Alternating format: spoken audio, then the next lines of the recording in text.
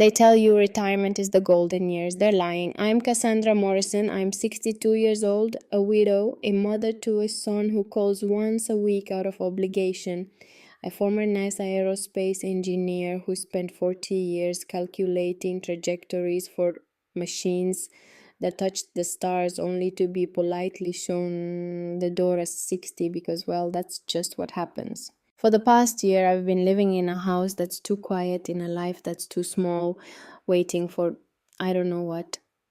The end, I suppose. You're not supposed to say that out loud, but it's true. Society hands you a gold watch, a pension, and a pat on the back that really means thank you for your service. Now, please step aside and let the young people take over. I thought I had made my peace with it. I had my book club, my volunteer work at the library, my weekly phone call with Jasper. I was doing what society expects of women my age, fading gracefully into irrelevance. Then 3 days ago, I got a phone call that changed everything. My father, a man I hadn't seen since I was 8 years old, a man I thought was long dead, had just passed away in a town I'd never heard of. And he left me something. Not money, not an apology, but a workshop sealed since 1971, and inside it, a secret that powerful people have been trying to bury for over 50 years. They think I'm too old to matter. They're about to learn how wrong they are. They tell you retirement is the golden years. They're lying.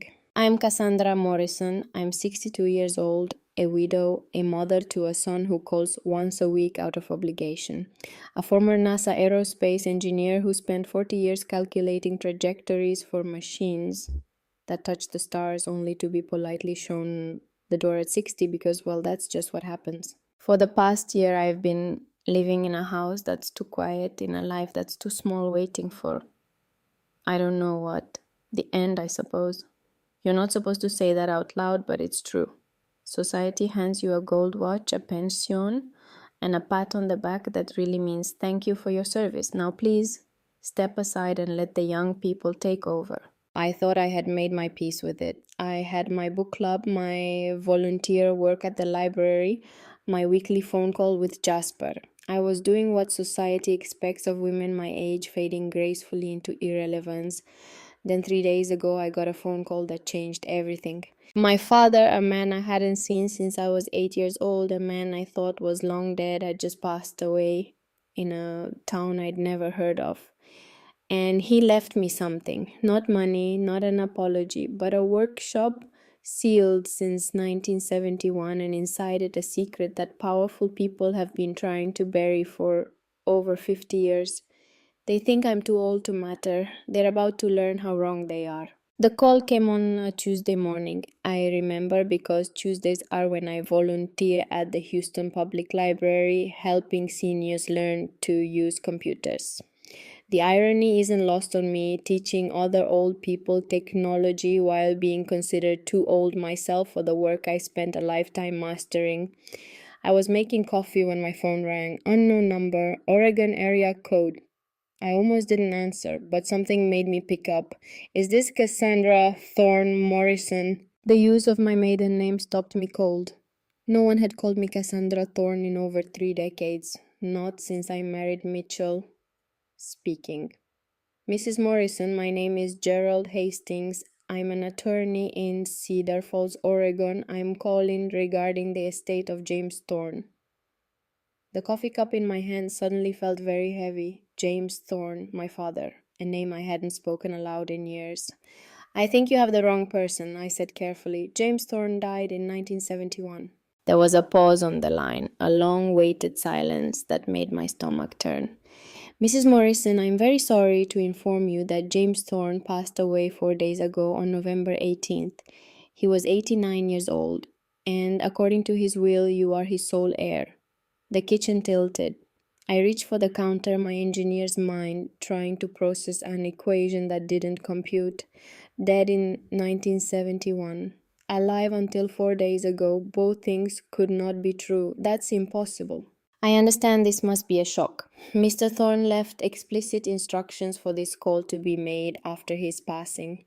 He also left a letter for you.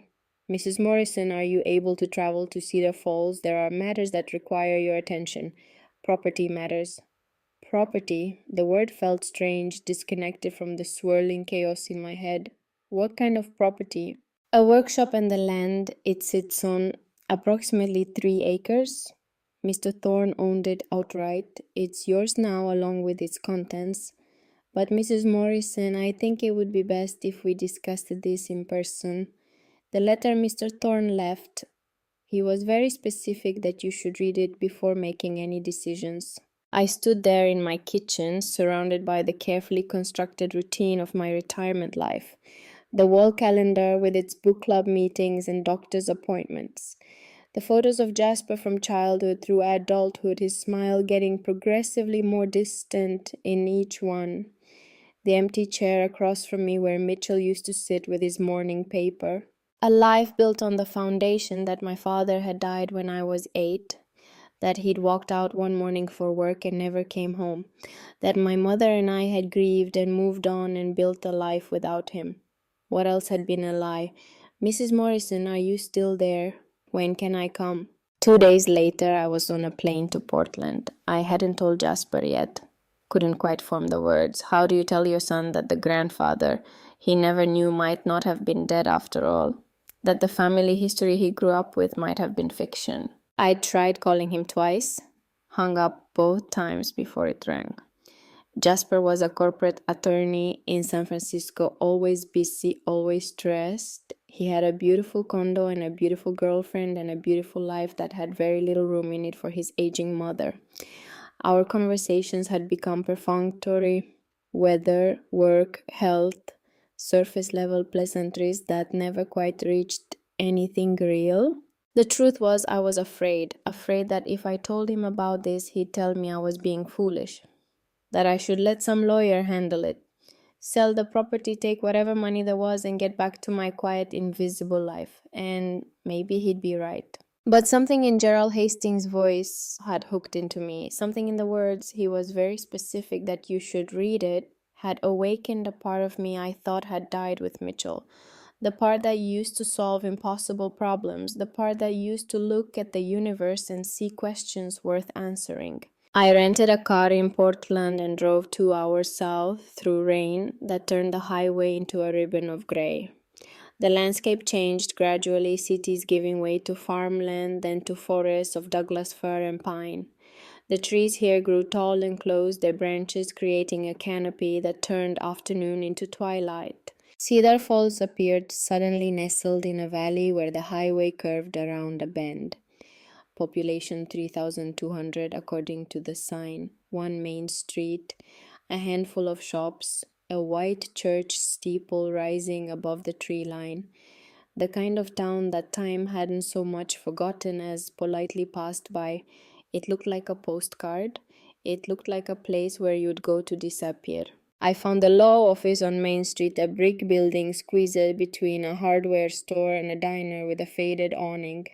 Gerald Hastings turned out to be a man in his 70s with kind eyes and the careful manner of someone who delivered difficult news many times before.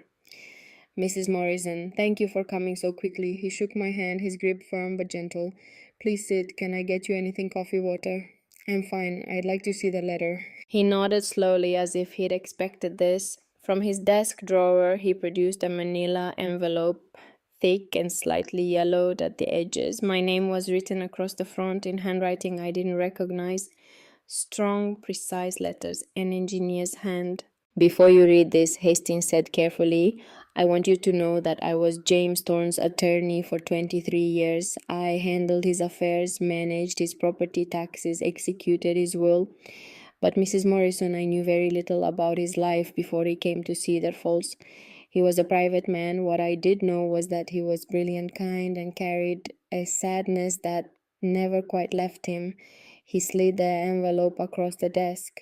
He asked me to give you this and to give you the keys to the workshop. What you do after that is entirely your decision. My hands trembled as I picked up the envelope. It was heavier than I expected. I broke the seal, not wax, but some kind of adhesive that had yellowed with age. Inside were several pages of typed paper, single-spaced, and beneath them a single black and white photograph. I pulled out the photograph first. It showed a little girl, maybe 7 or 8 years old, standing in what appeared to be a workshop. She was wearing overalls and had grease on her cheek, and she was laughing at something off camera. Behind her, a tall man with dark hair crouched next to some kind of machinery, caught in the act of explaining something, his hands mid gesture. The girl was me. I didn't remember this, didn't remember the workshop, the overalls, the moment. But the joy on that little girl's face was unmistakable. She was completely, utterly happy. My hands were shaking harder now. I set the photo down and picked up the letter. It began simply, "My dearest Catherine." No one had called me Catherine since I was a child. I'd become Cassandra in college, then cast to friends, then Mrs. Morrison in my professional life. But to my father, I had been Catherine. I started to read, "My dearest Catherine, if you are reading this, then I am gone, and you have made the journey to Cedar Falls. I do not know what Gerald has told you or what you think of me for reaching out from beyond the grave, as it were. I have no right to expect anything from you, no right to ask for your time, your attention, or your forgiveness. But I am going to ask anyway because there are things you need to know, things I should have told you 54 years ago when you were 8 years old and I walked out of your life. I did not die in 1971, Catherine. I know that is what your mother told you. It is what she had to tell you. It was the only way to keep you safe. I faked my death. I left Houston, changed my name slightly. James Thorne became James Thorne instead of James Thorne Jr., and I came here to this small town where no one asked questions about a man who wanted to be left alone. I built a workshop. I lived quietly. And for 54 years, I watched you from a distance. I know this sounds like madness. I know you have every right to be angry, confused, betrayed. But please, Catherine, read the rest of this letter before you decide what to think of me. In 1971, I was 35 years old and working as a research engineer for a private contractor called Vanguard Energy Solutions. We had a government contract to develop alternative energy sources. This was during the oil crisis when everyone suddenly realized how vulnerable our energy grid was. My team was working on something revolutionary, a way to generate clean, sustainable energy from harmonic resonance, essentially converting ambient sound waves and electromagnetic frequencies into usable power. It sounds like science fiction, I know, but it worked, Catherine. We had a working prototype. Small scale but functional. It could power a house indefinitely with no fuel source, no waste, no environmental impact. We were going to change the world, but there were people who did not want the world to change. Vanguard Energy Solutions had a parent company called Meridian Energy, and Meridian had built its empire on oil, coal, and natural gas. Our little research project was supposed to be a PR move, something they could point to and say, "Look, we care about the future." They never expected us to actually succeed. When we did, everything changed. I was called into a meeting with executives I'd never met. They wanted to see the prototype. I showed them. They smiled and shook my hand and told me I'd done extraordinary work. Then they told me the project was being shelved indefinitely. The technology isn't ready, they said. It needs more research, more testing. We can't risk public safety.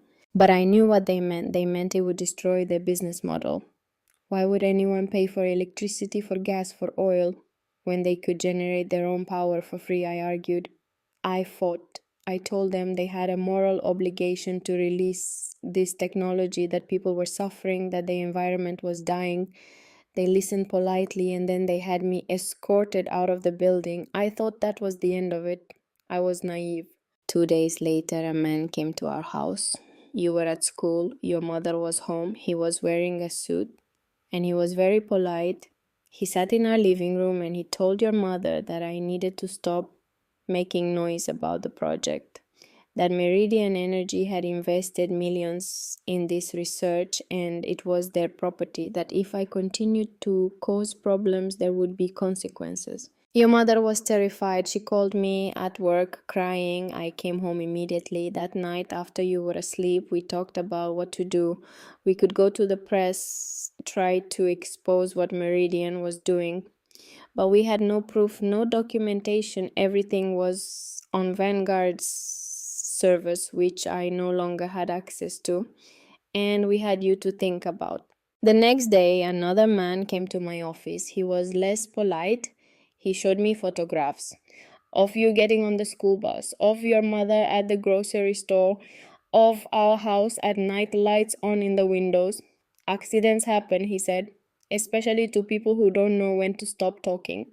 I want you to understand, Catherine. I was not a brave man. I was terrified. Not for myself, but for you and your mother. You were 8 years old. You had your whole life ahead of you. And these people, they were not making empty threats. So I made a choice. A terrible, cowardly, necessary choice. I went to your mother and I told her what had to be done. I would disappear, fake my death, leave Houston, leave Texas, leave my entire life behind. If James Thorne was dead, then Meridian would have no reason to threaten my family. You would be safe. Your mother understood. God, I've never loved her more than in that moment when she understood what had to happen and she let me go. We staged it carefully. A car accident on a business trip, a closed casket funeral, your mother collected life insurance. She told you I was gone. She let you grieve. She became a widow at 32 years old and she never remarried because she was protecting a secret that could have gotten you both killed. I came here to Cedar Falls. I had some money saved enough to buy this property and build a workshop. I kept working, Catherine. I couldn't let it go. I rebuilt the prototype from memory, refined it, improved it. For 54 years, I've been working on the same project, perfecting something that the world desperately needs, but powerful people desperately want buried. And I watched you from a distance, always from a distance. I subscribed to the Houston Chronicle just to see local news. When you graduated high school, I found the ceremony announcement. When you got into MIT, I cried with pride. When you joined NASA, I framed the press release and hung it in my workshop. I was there at your wedding, Catherine. I know you don't remember. I sat in the back row, wore a hat, kept my head down. I watched you walk down the aisle in your mother's dress, and I saw how happy you were, and I knew I'd made the right choice. You had a life, a good life, a life free from the shadow of what I'd done. When you had Jasper, I sent money anonymously through a scholarship fund in your mother's maiden name. I wanted to help even if I could never be there. Your mother passed away 10 years ago. I know. I was at the funeral too, standing far back under the trees. I wanted to go to you to tell you everything, to beg your forgiveness. But what right did I have? I'd chosen my path. The price of your safety was my absence. So I stayed away. And I kept working. The prototype is complete now, Catherine. Better than the original. Cleaner, more efficient, scalable. It could power a house, a neighborhood, a city. And unlike 1971, we now have the internet. Information can spread faster than corporations can suppress it. If the technology becomes public, if enough people know how to build it, then Meridian can't bury it again. But I'm 89 years old. I have ALS, Lou Gehrig's disease. My hands shake. My body is failing. I don't have the time or the strength to finish this fight. You do. You're an aerospace engineer, Catherine. You understand resonance, frequency, harmonics, energy conversion. You have the mind to not just complete this work, but to improve it. And you have something I never had. You're credible. You spent 40 years at NASA. People will listen to you in a way they never listen to a ghost. I'm leaving you the workshop and everything in it. The prototype, my research, my notes, and something else, a USB drive with every piece of evidence I've collected over 54 years about Meridian Energy's corruption. Emails, recordings, testimonies from whistleblowers who've come forward over the decades. Everything you'd need to destroy them if they try to stop you. I don't know what kind of woman you've become. I only know the little girl who used to sit on my workbench and ask me why things worked the way they did. I don't know if you'll want to finish what I started. Maybe you'll read this and decide I'm a crazy old man who abandoned his family for a pipe dream.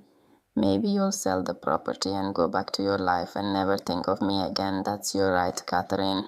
You owe me nothing. But if there's any part of you that still asks why, If there's any part of you that still wants to build something that matters, then I'm asking you to come to the workshop. See what I've made. Decide for yourself if it's worth fighting for. Your mother knew the truth before she died. I wrote to her years ago, explained everything. She forgave me in her way. She understood why I did what I did.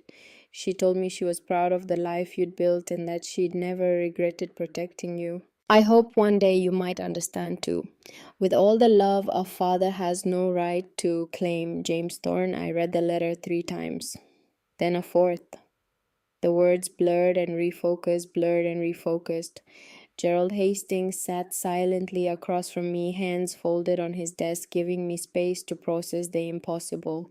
My father had been alive all those years, watching me, protecting me from a distance. Did you know, my voice came out rough, about any of this? Hastings shook his head slowly. I knew James was working on some kind of energy project. He'd occasionally ask me legal questions about patent law, corporate liability, but he never told me the full story.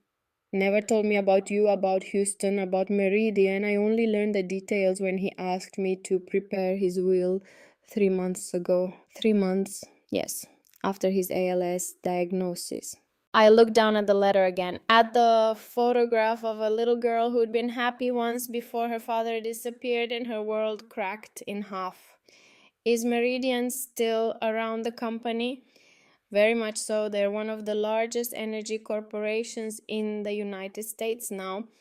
Meridian Energy Industries, they own refineries, power plants, natural gas pipelines across 6 states. Of course they were.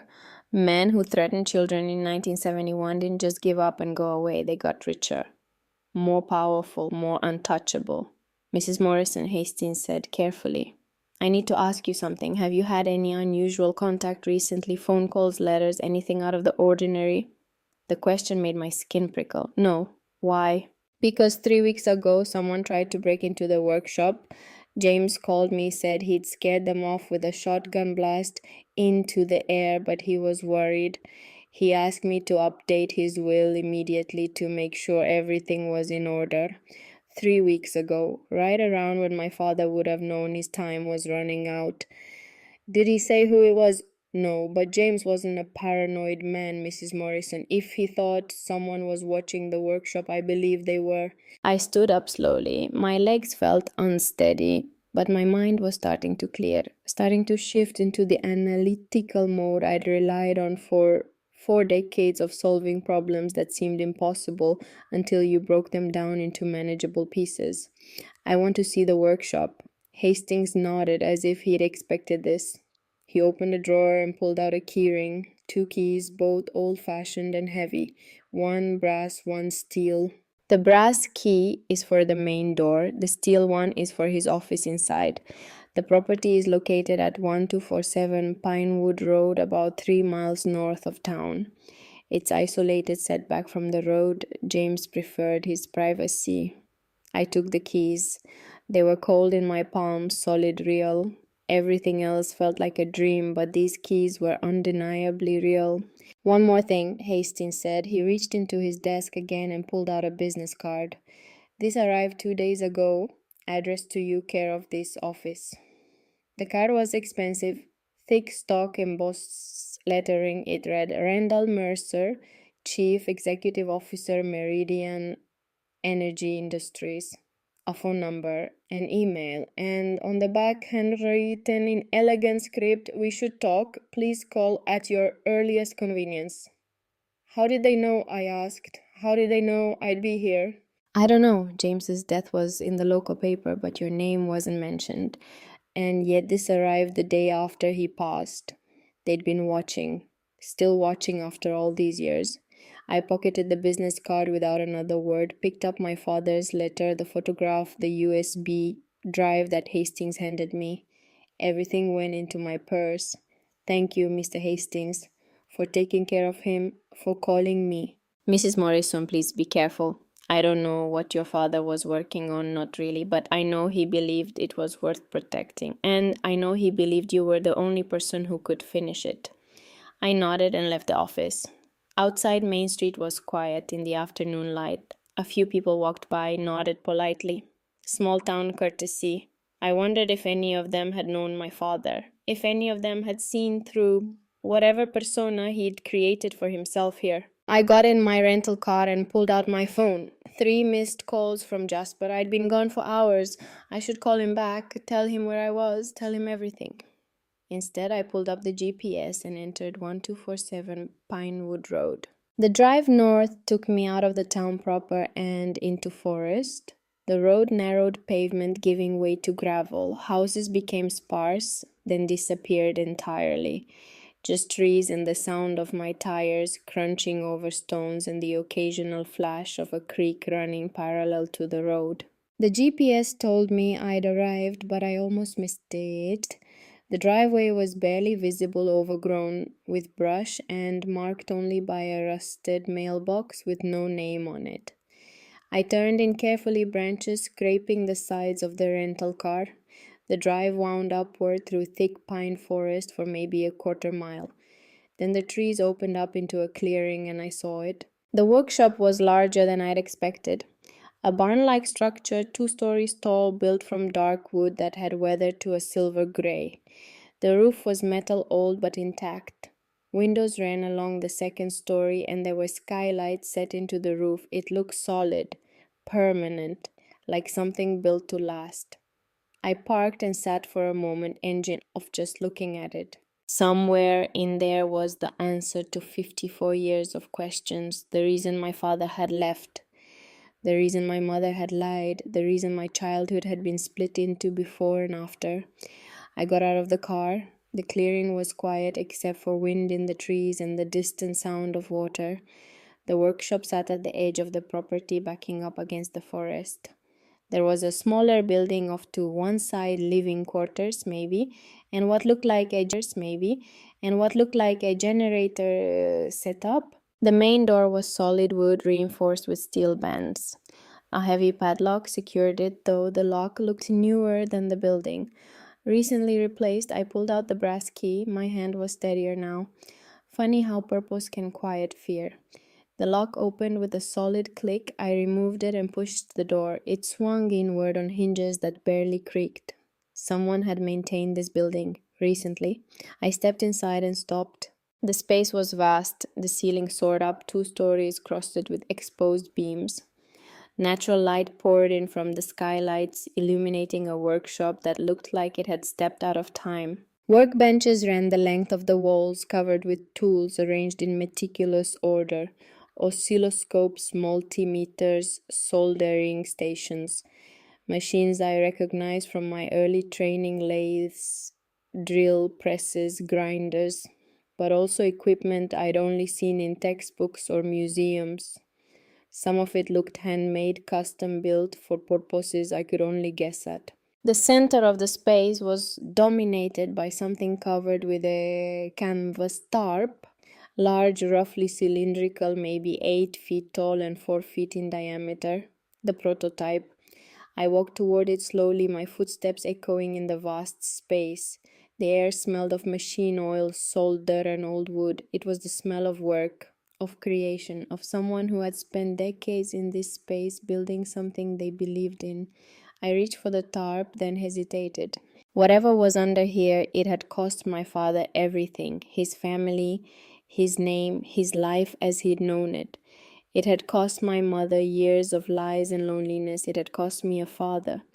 Was it worth it? My fingers gripped the canvas. I pulled. The tarp fell away in a cloud of dust, and I saw it. It was beautiful. The device stood on a circular base, maybe 3 feet in diameter. Rising from the base was a series of concentric rings, each one slightly smaller than the one below it, creating a stepped cone shape. The rings appeared to be made of copper or brass, polished to a soft glow. Between each ring were smaller components, what looked like tuning forks of varying sizes and coils of wire wrapped around crystalline cores that caught the light. At the top, where the rings converged, was a sphere about the size of a basketball. It was made of something translucent like glass, but with an inner structure I couldn't quite make out. filaments, maybe, or some kind of fiber optic array. The whole thing was connected to a control panel at the base, switches, dials, and LED readout screen that was currently dark. I stood there staring at it, my engineer's mind already trying to work out the principles. The rings would act as resonators, each tuned to a different frequency. The tuning forks would pick up ambient vibrations, sound waves, seismic activity, even electromagnetic oscillations. The coils would convert those vibrations into electrical current through electromagnetic induction. And the sphere at the top, I stepped closer, leaning in to examine it. The sphere contained what looked like a suspended liquid held in place by some kind of magnetic field. The liquid had a faint iridescence to it, like oil on water, and threaded through the liquid were hairline filaments of metal, creating a three-dimensional lattice. A resonance chamber, I whispered. The sphere would amplify and focus the collected energy using the liquid as a medium. The metal lattice would provide the structure for standing waves to form. It was elegant. It was brilliant. It might actually work. I thought I heard someone pull up. I spun around, heart hammering. A young man stood in the doorway, early 30s, maybe with sandy brown hair and the kind of lean build that came from physical work rather than gym time. He wore jeans, work boots, and a flannel shirt with the sleeves rolled up. His hands were in his pockets, posture relaxed, but his eyes were alert. Who are you? I kept my voice steady.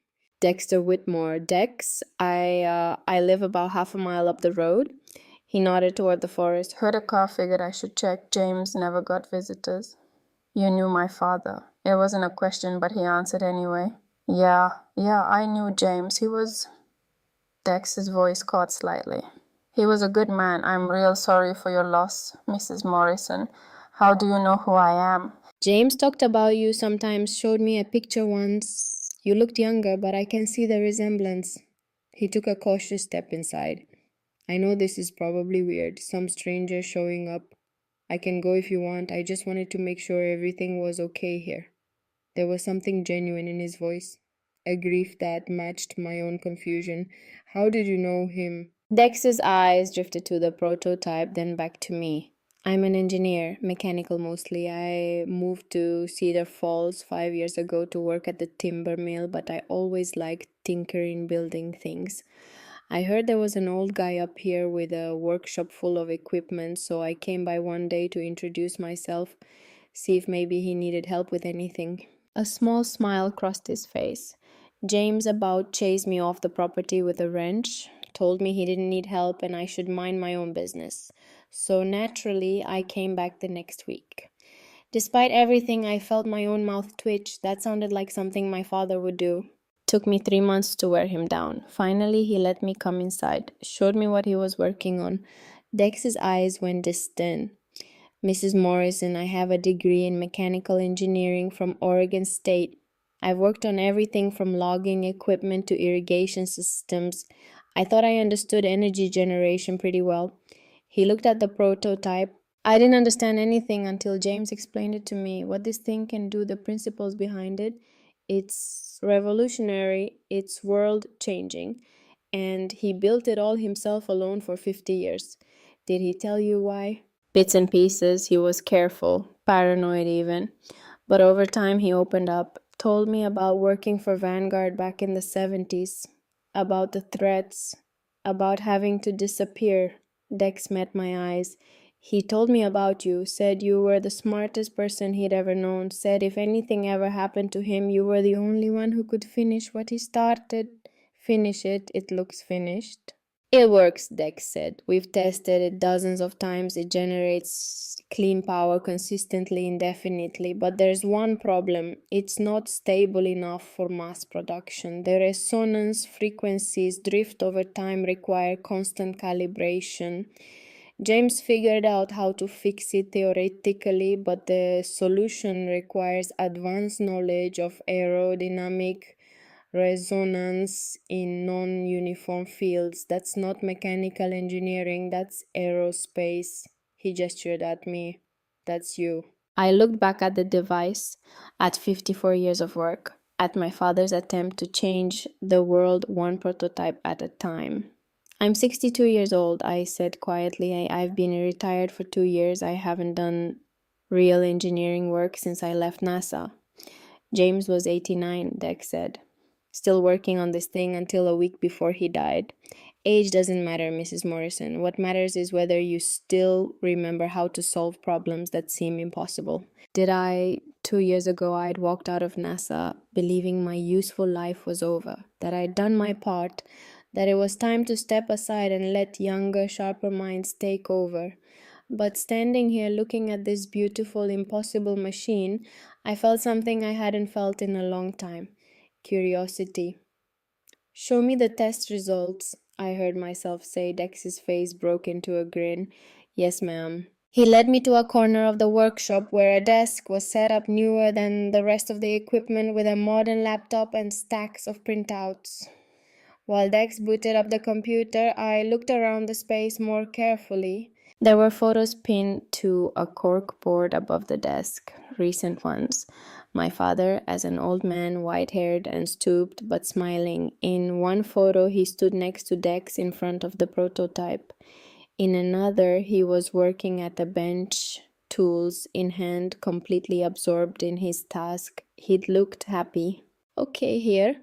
Dex pulled up a series of graphs on the screen. These are power output readings over a 72-hour continuous run. You can see we get stable generation for the first 8 to 12 hours. Then the output starts to oscillate. Small fluctuations at first, but they compound over time. I leaned in, studying the data. The pattern was familiar.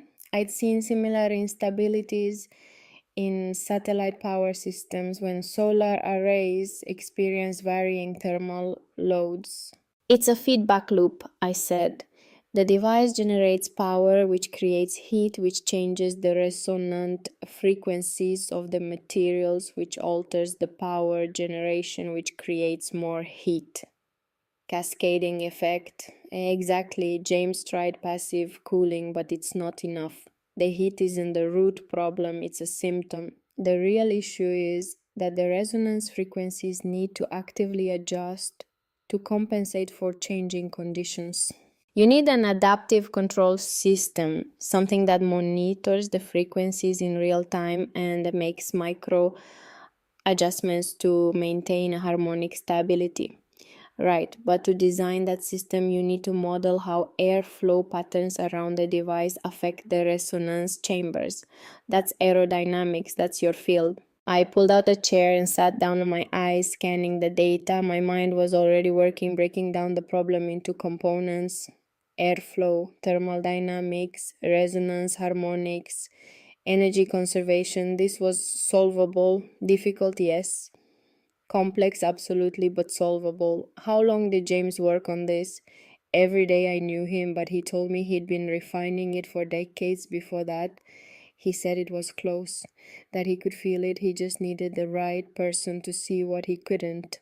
I scrolled through more data. James had been meticulous, every test documented, every failure analyzed.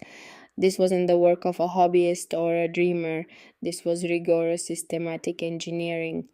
Mrs. Morrison, I know this is a lot. You just found out your father was alive and now he's gone again, and you're sitting in his workshop looking at a machine that sounds like science fiction. I'm not asking you to decide anything right now, but he hesitated. But what? James was scared at the end. The break-in 3 weeks ago rattled him. He thought Meridian had found him after all these years. He moved up his will appointment, made me promise I'd contact you immediately if anything happened. He said time was running out, and not just for him. What does that mean? I don't know, he wouldn't say. But Mrs. Morrison, if Meridian wanted this technology buried in 1971, I can't imagine they feel any different now, especially with climate change, renewable energy mandates, the whole world shifting away from fossil fuels. A device like this doesn't just threaten their business model, it makes them obsolete. The business card in my purse suddenly felt heavier. Randall Mercer, CEO, Meridian Energy. We should talk. They already knew I was here. My phone buzzed. I pulled it out. Jasper calling for the fourth time. I should take this, I said. Of course, I'll give you some privacy. Dex stood up. I'm just up the road if you need anything. James gave me a key years ago so I could check on things. I hope that's okay. It's fine. Thank you, Dex. He nodded and walked toward the door, then paused. Mrs. Morrison, for what it's worth, James was really proud of you. He had articles about your NASA work, printed them out, and saved them. Talked about how you helped design the attitude control system for the Mars rovers. Said you made machines dance in space. Something caught in my throat. I managed a nod. Dex left quietly, pulling the door closed behind him. I answered the phone. Mom, where the hell are you? I've been calling for hours. Hello, Jasper. I called the house. You weren't there. I called Mrs. Henderson next door and she said she hadn't seen you in days. I was about to call the police. I'm sorry, I should have told you I was traveling. Traveling, Mom, you don't travel. You hate flying. Where are you? I looked around the workshop, at the prototype, at my father's workbench, at 54 Years of Secrets, Oregon, a town called Cedar Falls. Silence on the other end. Then while my father died. Grandpa died 30 years ago, Mom. No, he didn't. I told him everything. The phone call, the letter, the workshop. Jasper listened without interrupting, which was unusual for him. When I finished, there was a long silence. Mom, are you okay? I mean, mentally, are you okay? I'm fine, Jasper. You're not fine. Your dead father turns out to be alive, except now he's really dead and he's left you some kind of secret workshop with a science fiction machine, Mom. This sounds like a scam or a delusion. It's real. I'm standing in the workshop right now looking at the device. Then it's a scam. Someone's using your father's death to manipulate you. Mom, you need to come home. Let me handle this. I can send someone to look into it, figure out what's really going on. Jasper, I'm 62, not senile. I can assess reality. Can you? His voice rose. Because from where I'm sitting, this sounds like you're looking for something to fill the hole Dad left. And I get that, Mom. I do. But chasing after your dead father's conspiracy theories about evil corporations is not healthy. The words stung more than I wanted to admit. Your grandfather worked on this for 54 years. He gave up everything for it. Exactly, he abandoned his family for a machine that probably doesn't even work. And now you're going to do what? Finish it for him, Mom. You're retired. You should be enjoying your life, not getting sucked into some old man's delusions. They weren't delusions. How do you know? Because some local handyman told you so, Mom. Please come home, sell the property, take whatever money there is, and move on with your life. I looked at the prototype again, at the elegant curves of the resonance rings, at the problem waiting to be solved. I'll be home in a few days, I said. I need to handle some things here first. Mom, I love you, Jasper, but I'm not a child. I don't need your permission. I hung up before he could respond. My hands were shaking again, not from fear, this time from anger, from frustration, from the weight of being treated like I was incompetent simply because I'd reached an age where society decided I was no longer useful. I stood up and walked back to the prototype, ran my hand along one of the copper rings. The metal was cool and smooth under my fingers. What were you trying to tell me, Dad? I whispered to the empty workshop. My eyes fell on a door at the back of the space, steel with a keypad lock installed. Recently, I pulled out the second key Hastings had given me, the steel one for his office. The key fit into a manual override slot below the keypad. I turned it. The lock disengaged with a heavy click. The door swung open. Beyond it was a smaller room, maybe 12 by 12 feet. The walls were lined with filing cabinets and bookshelves. A desk sat against one wall, and on the desk was another laptop, this one older but still functional, and on every surface, the desk, the shelves, the tops of the filing cabinets were photographs of me. I stepped inside slowly, my breath catching. There were hundreds of them, printed photos, newspaper clippings, magazine articles, arranged chronologically, starting with me as a child and progressing through my entire life. Me at my high school graduation, me at MIT, Me in my NASA badge photo, me at conferences giving presentations, me and Mitchell on our wedding day. God, we looked so young. Me holding infant Jasper in the hospital, me at Jasper's high school graduation. My entire life documented and preserved by a man who'd been watching from the shadows. On the desk in a silver frame was the photograph from my wedding that Mitchell and I had on our mantle at home. The same one. He'd managed to get a copy somehow. Next to it was a more recent photo, me at my retirement party at NASA. 2 years ago, someone had caught me mid-laugh surrounded by colleagues. I remember that moment.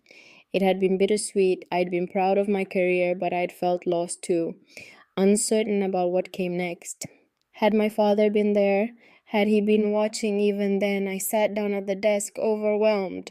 This wasn't the office of someone who'd abandoned his family. This was the shrine to a daughter he'd loved from afar. On the laptop, a note was taped to the screen. Catherine, password is your birthday month, day, year.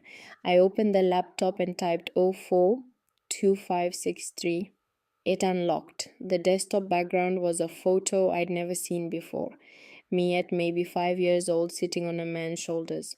My father's shoulders. We were both laughing, my small hands gripping his hair, his hands holding my ankles. A moment of pure joy frozen in time. I pressed my hand to my mouth, tears finally coming. There was a folder on the desktop labeled for Catherine. I clicked it.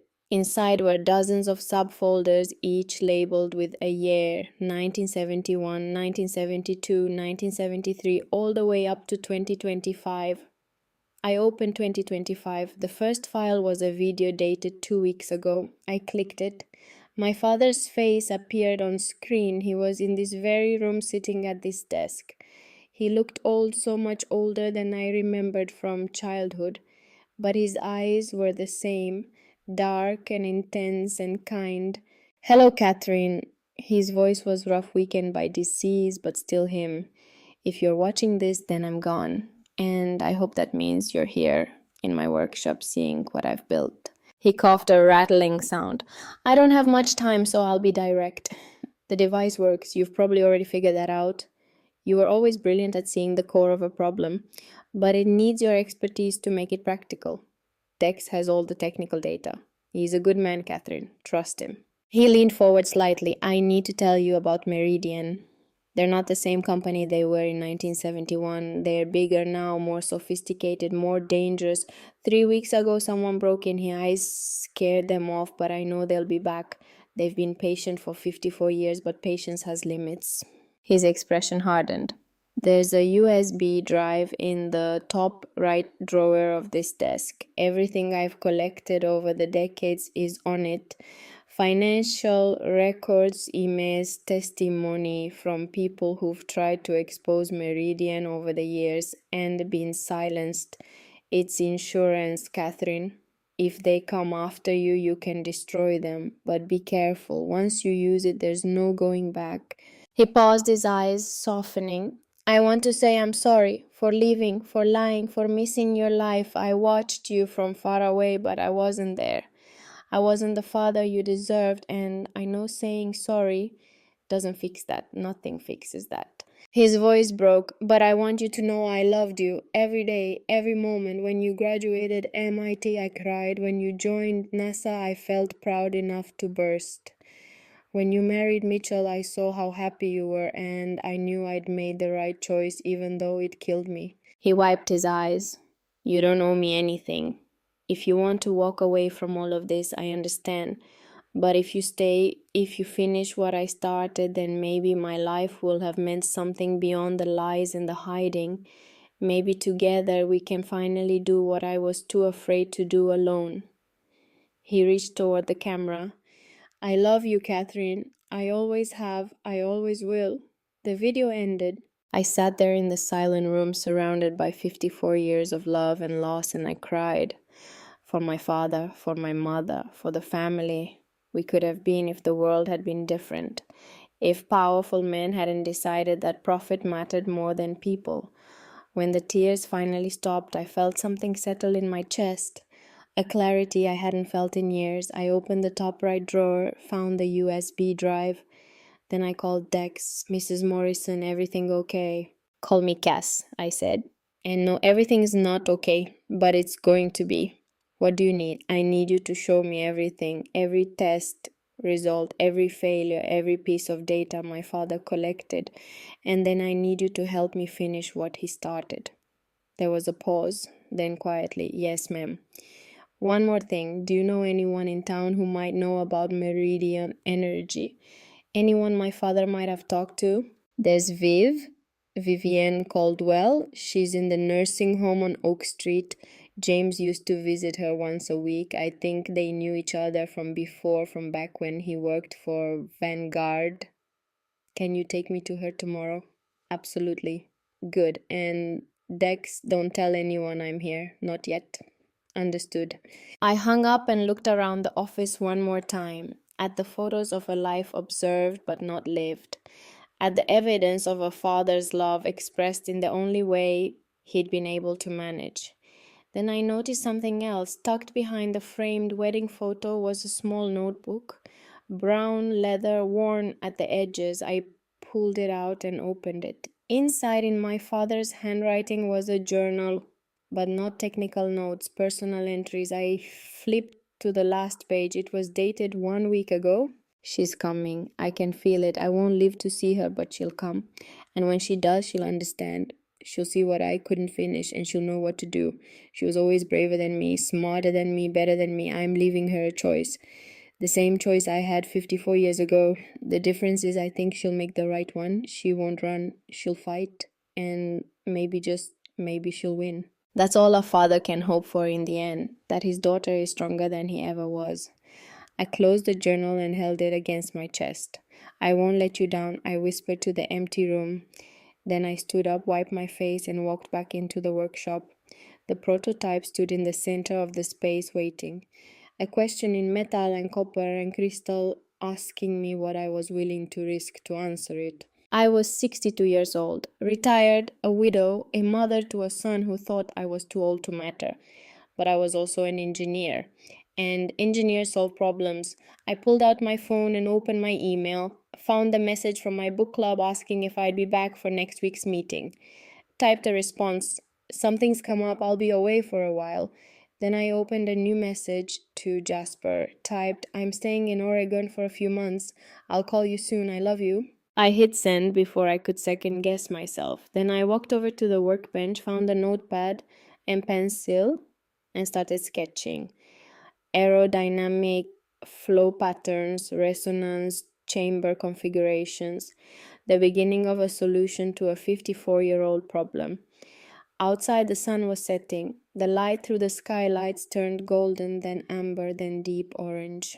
The workshop glowed. I worked until it was dark, until the only light came from the desk lamp I'd found and plugged in, until my hand cramped and my back ached and my eyes burned. And for the first time in 2 years, I felt alive. I woke to sunlight streaming through unfamiliar windows and the smell of coffee I hadn't made.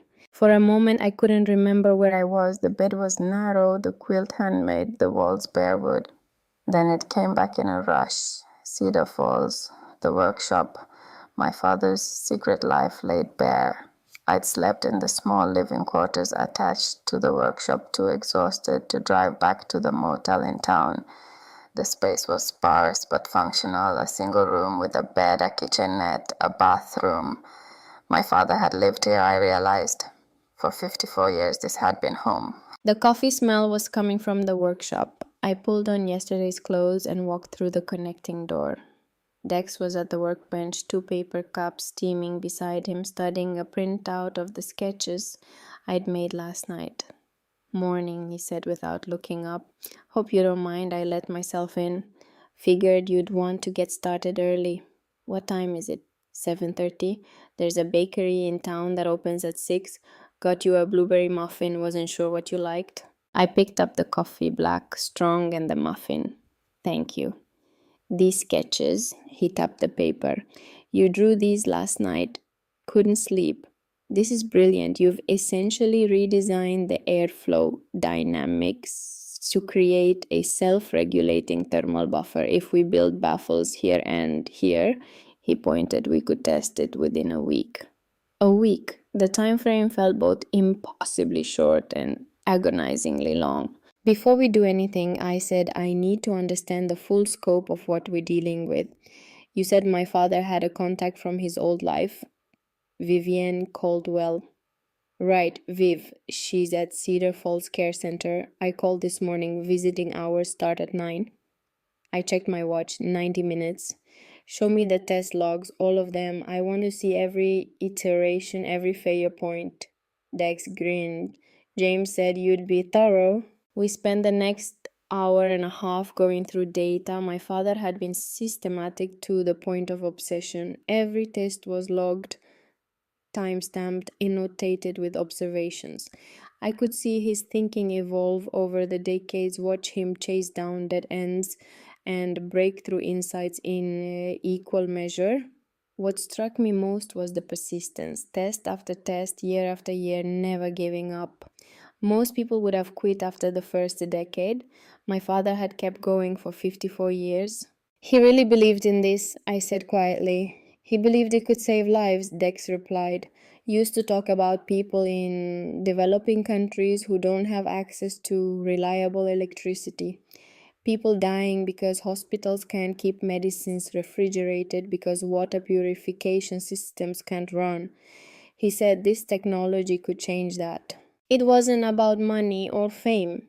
It never had been. My father had seen a problem, a fundamental inequity in who had access to power and who didn't, and he'd spent his life trying to solve it.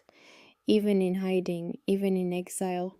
The weight of that legacy settled on my shoulders like a physical thing. At 8:45 we drove into town. Cedar Falls looked different in morning light, cleaner, more defined. People were out walking dogs, opening shops, going about their lives. A few waved at Dex's truck, small town friendliness that felt both foreign and oddly comforting after years in Houston's sprawl. The care center was a low brick building on Oak Street surrounded by gardens that had been put to bed for winter. Inside it smelled of antiseptic and overcooked vegetables and something else, the particular scent of places where people wait to die. I hated it immediately. The receptionist, a kind-faced woman in her 50s, smiled when Dex approached. Mr. Whitmore, here to see Viv. Is she having a good day? Fair. Better than yesterday. She's in the sunroom. The woman's eyes shifted to me. And you are Cassandra Morrison. I'm James Thorne's daughter. Her expression changed, softened. Oh, honey, I'm so sorry for your loss. James was a good man, used to come visit Viv every Tuesday like clockwork. How long has she been here? Going on 8 years now. Parkinson's. It's progressed slowly but steadily. She's still sharp though, memories intact. We found Vivienne Caldwell in the sunroom, sitting in a wheelchair by a window overlooking the gardens. She was small bird-like, with white hair cut short and hands that trembled slightly in her lap, but her eyes, when they turned toward us, were bright and alert. Dex. Her voice was thin but clear. You're early. Brought someone to meet you, Viv. This is Cass Morrison. Those bright eyes fixed on me, studied me, then widened slightly. Catherine. My God, you look just like him. I pulled over a chair and sat down. Miss Caldwell, Viv, please. Her hand reached out, trembling. I took it. Her grip was surprisingly strong. James talked about you constantly, showed me pictures. I feel like I've known you for years. He told you about me. Everything. Well, everything he could without breaking down. Her eyes glistened. He loved you so much, Catherine. Every choice he made, every sacrifice, it was for you. The words hit harder than I'd expected. I swallowed against the tightness in my throat. He left me the workshop and a letter explaining why he disappeared. Then you know about Vanguard, about Meridian. I know what he wrote. I was hoping you could tell me more. You worked with him back then. Viv's gaze drifted to the window. I was his research partner. We met at MIT. I was one of the only women in the engineering program. James was brilliant but scattered. I helped him focus. We made a good team. She paused, her hand tremoring more noticeably. After graduation, we both went to Vanguard. It was exciting work, important work. We were going to change the world. A bitter smile crossed her lips. We were so naive. What happened? What James probably told you. We built something that worked, something revolutionary, and the people who had hired us decided it was too revolutionary, too disruptive. Her eyes hardened. They didn't just want to bury the technology, Catherine. They wanted to bury us. James got out because he had a family to protect. He had leverage they knew. If anything happened to you or your mother, he'd go public consequences, be damned. And you, I had no one, no family, no leverage. So they offered me a choice, sign an NDA, take a payout, and disappear into a comfortable but meaningless job, or face legal action that would destroy my career and reputation. You signed. I signed. The shame in her voice was palpable. I took their money and spent the next 20 years working on projects I didn't believe in for a company I despised. By the time I retired, Meridian had grown into a monster, and I'd helped them do it by staying silent. She looked at me directly. James was braver. He ran, yes, but he kept working. He never stopped fighting, even if he had to do it alone, in secret. I gave up. I've been living with that choice for 50 years. You have Parkinson's, I said gently. You couldn't have known. The Parkinson's came later. That's not an excuse, Catherine. I made a choice out of fear, and I've regretted it every day since. Dex, who'd been standing quietly by the door, cleared his throat. Viv, we need to know what Cass is up against. Is Meridian still the same company, same people? Worse, they're bigger, richer, more politically connected. The current CEO, Randall Mercer. His father was one of the executives who threatened James back in 71. It's a family business in the worst possible way. My stomach turned. The business card in my purse felt like it was burning. They've already made contact, I said. Left a message for me at the lawyer's office before I even arrived. Vivi's expression turned grim. Then they've been watching. Probably had someone monitoring James, waiting for him to die so they could approach his heir. You. Why now? Why not just let it die with him? Because the world's changed, Catherine. Climate legislation, renewable energy mandates. Meridian's business model is dying and they know it. If clean energy technology becomes freely available, distributed, impossible to monopolize, they're finished. They'll do anything to prevent that. Including what it's 2025, not 1971. They can't just threaten people. Viv laughed a harsh sound. Can't they look up how many environmental activists have died under mysterious circumstances in the last decade? Look up how many whistleblowers have been destroyed financially, professionally, personally. Meridian doesn't need to be as crude as they were in 71. They've gotten much better at making problems disappear. The sunroom suddenly felt colder. So what do I do? Finish what James started. Make the technology public before they can stop you. Open source it, distribute it so widely they can't contain it. Viv's tremoring hand gripped mine harder. But be careful, Catherine. They'll try to buy you first, make it seem reasonable. When that doesn't work, they'll try to discredit you. And if that fails... She didn't finish the sentence. She didn't need to. I have evidence, I said. My father collected documentation, 50 years of it. Good, keep it safe, make copies, give copies to people you trust. It's your insurance policy. I thought of the USB drive currently sitting in my purse. A single point of failure. Viv, I said carefully, if I asked you to hold on to a copy of that evidence, would you? Her eyes brightened. You'd trust me with that after I told you I gave up? Oh, you made a choice under duress. You were young and alone and scared. I don't judge you for that. I squeezed her hand. But you're here now, and if you want a second chance to do the right thing, I'm offering it. Tears spilled down Viv's weathered cheeks. Yes, I'll guard it with my life. Dex had a laptop in his truck. We spent the next hour in the care center's parking lot copying the USB drive contents to a secure cloud storage and to 2 additional physical drives. One for Viv, one for Dex, one for me. Redundancy, I muttered more to myself than them. Always have redundancy. You sound like James, Dex said softly. We took Viv's copy back inside. She held it like it was made of glass and gold. I won't let you down, she promised. I know. As we were leaving, Viv called out, Catherine, your father used to say something. He'd say, the work isn't done until it's shared. Don't keep this to yourself. Don't try to be a hero alone. That's where he went wrong. I nodded and left. In the truck, Dex was quiet for a long moment. Then, what's the plan? First, we rebuild the thermal regulation system based on last night's designs, test it, make sure the device is actually stable for long-term use, and then we document everything, create a complete build manual that anyone with basic engineering knowledge could follow. Parts, lists, schematics, assembly instructions, troubleshooting guides. We make it impossible to keep secret. That'll take time, 3 months, maybe four.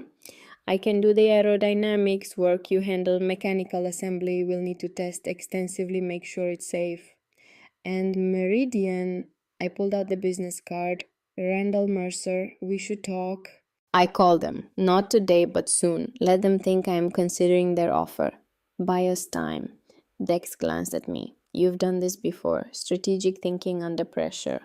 40 years at NASA. Half of engineering is dealing with people who want to cancel your project for political or financial reasons. You learn to navigate. We drove back to the workshop. The forest road felt less ominous, now more like a path than a trap. Back at the workshop, we got to work. Dex pulled out materials from storage, aluminum, sheeting, copper wire, various fasteners, and tools. I refined my sketches into proper technical drawings, calculating pressure, differentials, and heat dissipation rates. It felt good, better than good. I was using my mind again, solving real problems, creating something tangible. The hours disappeared. Around 2 in the afternoon, my phone rang. Jasper. I almost didn't answer, but avoiding him would only make things worse. Hi, sweetheart. Mom. His voice was tight. I've been thinking about our conversation yesterday. I'm sorry I hung up on you. I'm sorry I implied you were having a breakdown. He sighed. Look, I did some research. Randall Mercer, CEO of Meridian Energy, he's a real person, major player in the energy sector. And I found old articles about Vanguard Energy Solutions from the 70s. It was a real company. I know. Which means either your father was telling the truth or someone has constructed an extremely elaborate scam using real historical facts. It's not a scam, Jasper. Then it's dangerous. Mom, if Meridian really did threaten Grandpa back then and they're still around now, you need legal protection. Corporate intimidation, intellectual property theft, these are serious crimes. You need lawyers involved. Are you offering a pause? I'm a corporate attorney, Mom. I handle mergers and acquisitions, not criminal law, but I know people who specialize in this. I can make calls. Something loosened in my chest. This was the most interest Jesper had shown in my life in years. Thank you. I appreciate that. But Mom, you need to be realistic about timelines. A case like this against a company like Meridian, it could take years. You can't just, I don't know, finish building some machine and think that solves everything. I'm not trying to win a legal case, Jasper. I'm trying to finish what my father started by doing what building this energy device and then what posting the plans on the internet. Essentially, yes. That's insane. That's how you fight a company too big to sue. You make their stranglehold irrelevant. Another pause, longer this time. You've really thought about this. I spent last night reading through 50 years of documentation. My father knew exactly what he was up against. He left me a roadmap. Mom, Jasper's voice softened. I'm scared for you. I'm scared too, but Jasper, for the first time in 2 years, I feel like I'm doing something that matters. I'm not just waiting around to get old and die. I'm using my brain, my training, my experience. I'm being an engineer again. You never stop being an engineer. Yes, I did. The day I retired, the day NASA thanked me for my service and showed me the door. Society decided I was done and I believed them. That's not. It is. You know it is. You were there at my retirement party. You saw how they treated me like a relic they were politely discarding. Silence. I didn't know you felt that way, Jasper said finally. I didn't either. Not really, not until I came here and saw what my father built. He was 89 years old and still working, still believing he could change things. If he could do that, then 62 suddenly doesn't seem so old. Dad would have understood, Jasper said quietly. He always said you were happiest when you were solving problems.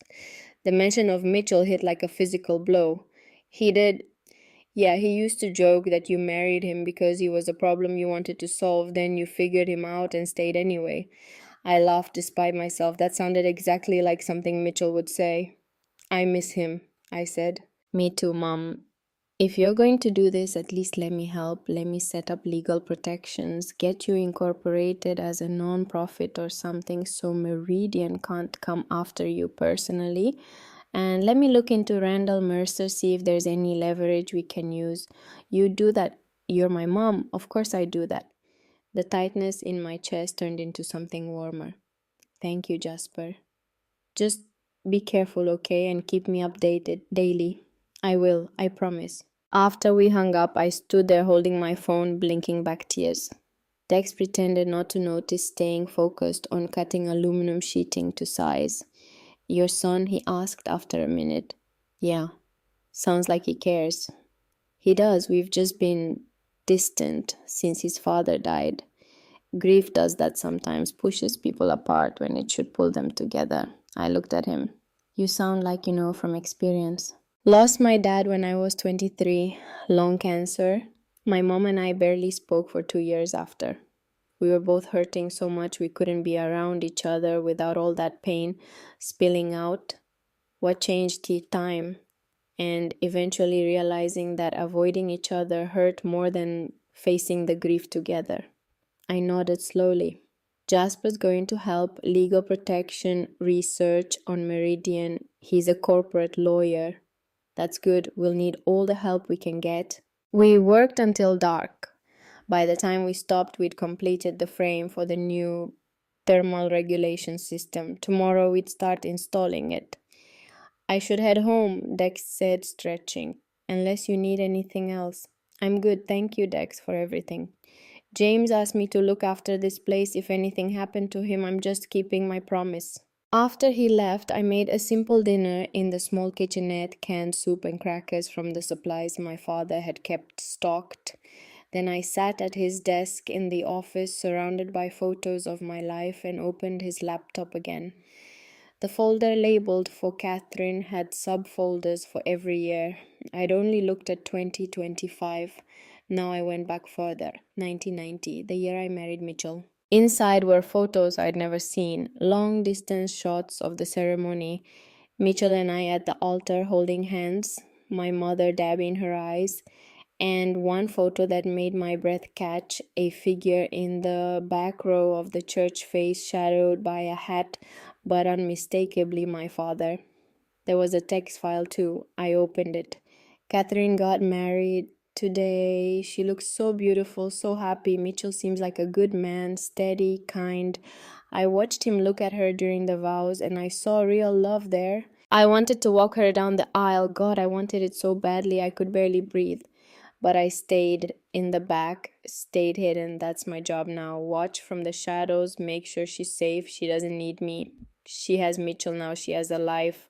I'm happy for her and heartbroken. Both things can be true. I closed the file and opened another year, 1995, the year Jasper was born. More photos. Me pregnant, me leaving the hospital with a tiny bundle, Mitchell looking exhausted and overjoyed. And a text file, a grandson. I have a grandson and I'll never hold him, never teach him anything, never watch him grow up except through stolen photos and newspaper announcements.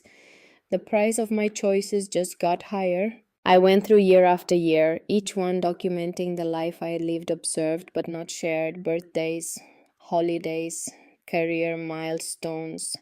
The mundane and the momentous, all recorded by a man who loved me from a distance. In 2015, the year I turned 52, there was a longer entry. Catherine got promoted today. Associate Director of Mission Design. She deserves it. She's been carrying that team for years. I read an article she wrote about the Mars rover attitude control system. Brilliant work. She's doing things I never dreamed of. Sending machines to other planets, touching the stars. Sometimes I wonder if I'd stayed, would she still have reached these heights, or would my presence, my baggage, my fear have held her back? I want to believe leaving was the right choice, that my absence gave her space to become everything she was meant to be. But I suspect that's just what I tell myself to live with the guilt. I closed the laptop. I couldn't read anymore. It was too much, too painful. My father had spent 54 years watching me, documenting me, loving me from afar. He'd built an entire life around protecting me, even as it meant giving up being part of mine. And now he'd given me one final gift, a purpose, a project, a reason to be more than just a retired widow waiting for the end. I pulled out my phone and called the Jasper back. Mom, everything okay? I need to tell you something about your grandfather, about what he sacrificed. I spent the next hour telling him everything, the photos, the journal entries, the lifetime of watching and waiting and loving from a distance. Jasper was quiet when I finished. Jesus, Mom, I don't know what to say. You don't have to say anything. I just wanted you to know. He loved us. All of us. He just loved us from where he thought we'd be safest. Do you forgive him? The question caught me off guard. Did I? I don't know. I said honestly, I'm angry he left, angry he lied, angry I didn't get to know him, but I also understand why he did it, and I'm grateful we were safe. That's complicated. Most real things are. Mom, for what it's worth, I think what you're doing, finishing his work, I think it would mean everything to him. I hope so. After we hung up, I went back into the workshop. The prototype stood in the center of the space, illuminated by the single overhead light I'd left on. I walked over to it, placed my hand on one of the copper rings. I'm going to finish this, I said to the empty room, to the ghost of my father, and then I'm going to share it with the world the way you always wanted to. The metal was cold under my palm, solid, real. I went to bed that night with my mind full of equations and grief and something that might have been hope. The next 3 weeks passed in a blur of work. Dex and I fell into a rhythm. He'd arrive at 7 with coffee and breakfast. We'd work until noon break for lunch work until 6 or 7. Then he'd go home and I'd keep working alone in the workshop until exhaustion forced me to stop. We installed the thermal regulation system, tested it, refined it, tested again. The device was becoming more stable. The frequency drift that had plagued my father's design was getting smaller with each iteration. Jasper called daily, updating me on his research. He'd found a law firm that specialized in corporate whistleblower cases. They were interested in the Meridian documentation but wanted to review everything before committing. He'd also started the process of setting up a nonprofit foundation. The James Thorne Institute for Open Energy Research he'd suggested. I'd approved immediately. In week 2, something unexpected happened. The device achieved 72 hours of stable output, no drift, no fluctuations, just clean, steady power generation. Dex and I stared at the readouts, hardly believing it. It works, he said finally. It actually works. We need to test it longer. A week, 2 weeks. Agreed. But Cass, this is it. This is what James spent 50 years trying to achieve. I felt tears on my cheeks, relief, pride, grief that my father hadn't lived to see this moment. That night I called a Jasper and told him. He was silent for a long moment. So what happens now? Now we document everything, create the build manual, make it reproducible, and then we release it free, open source.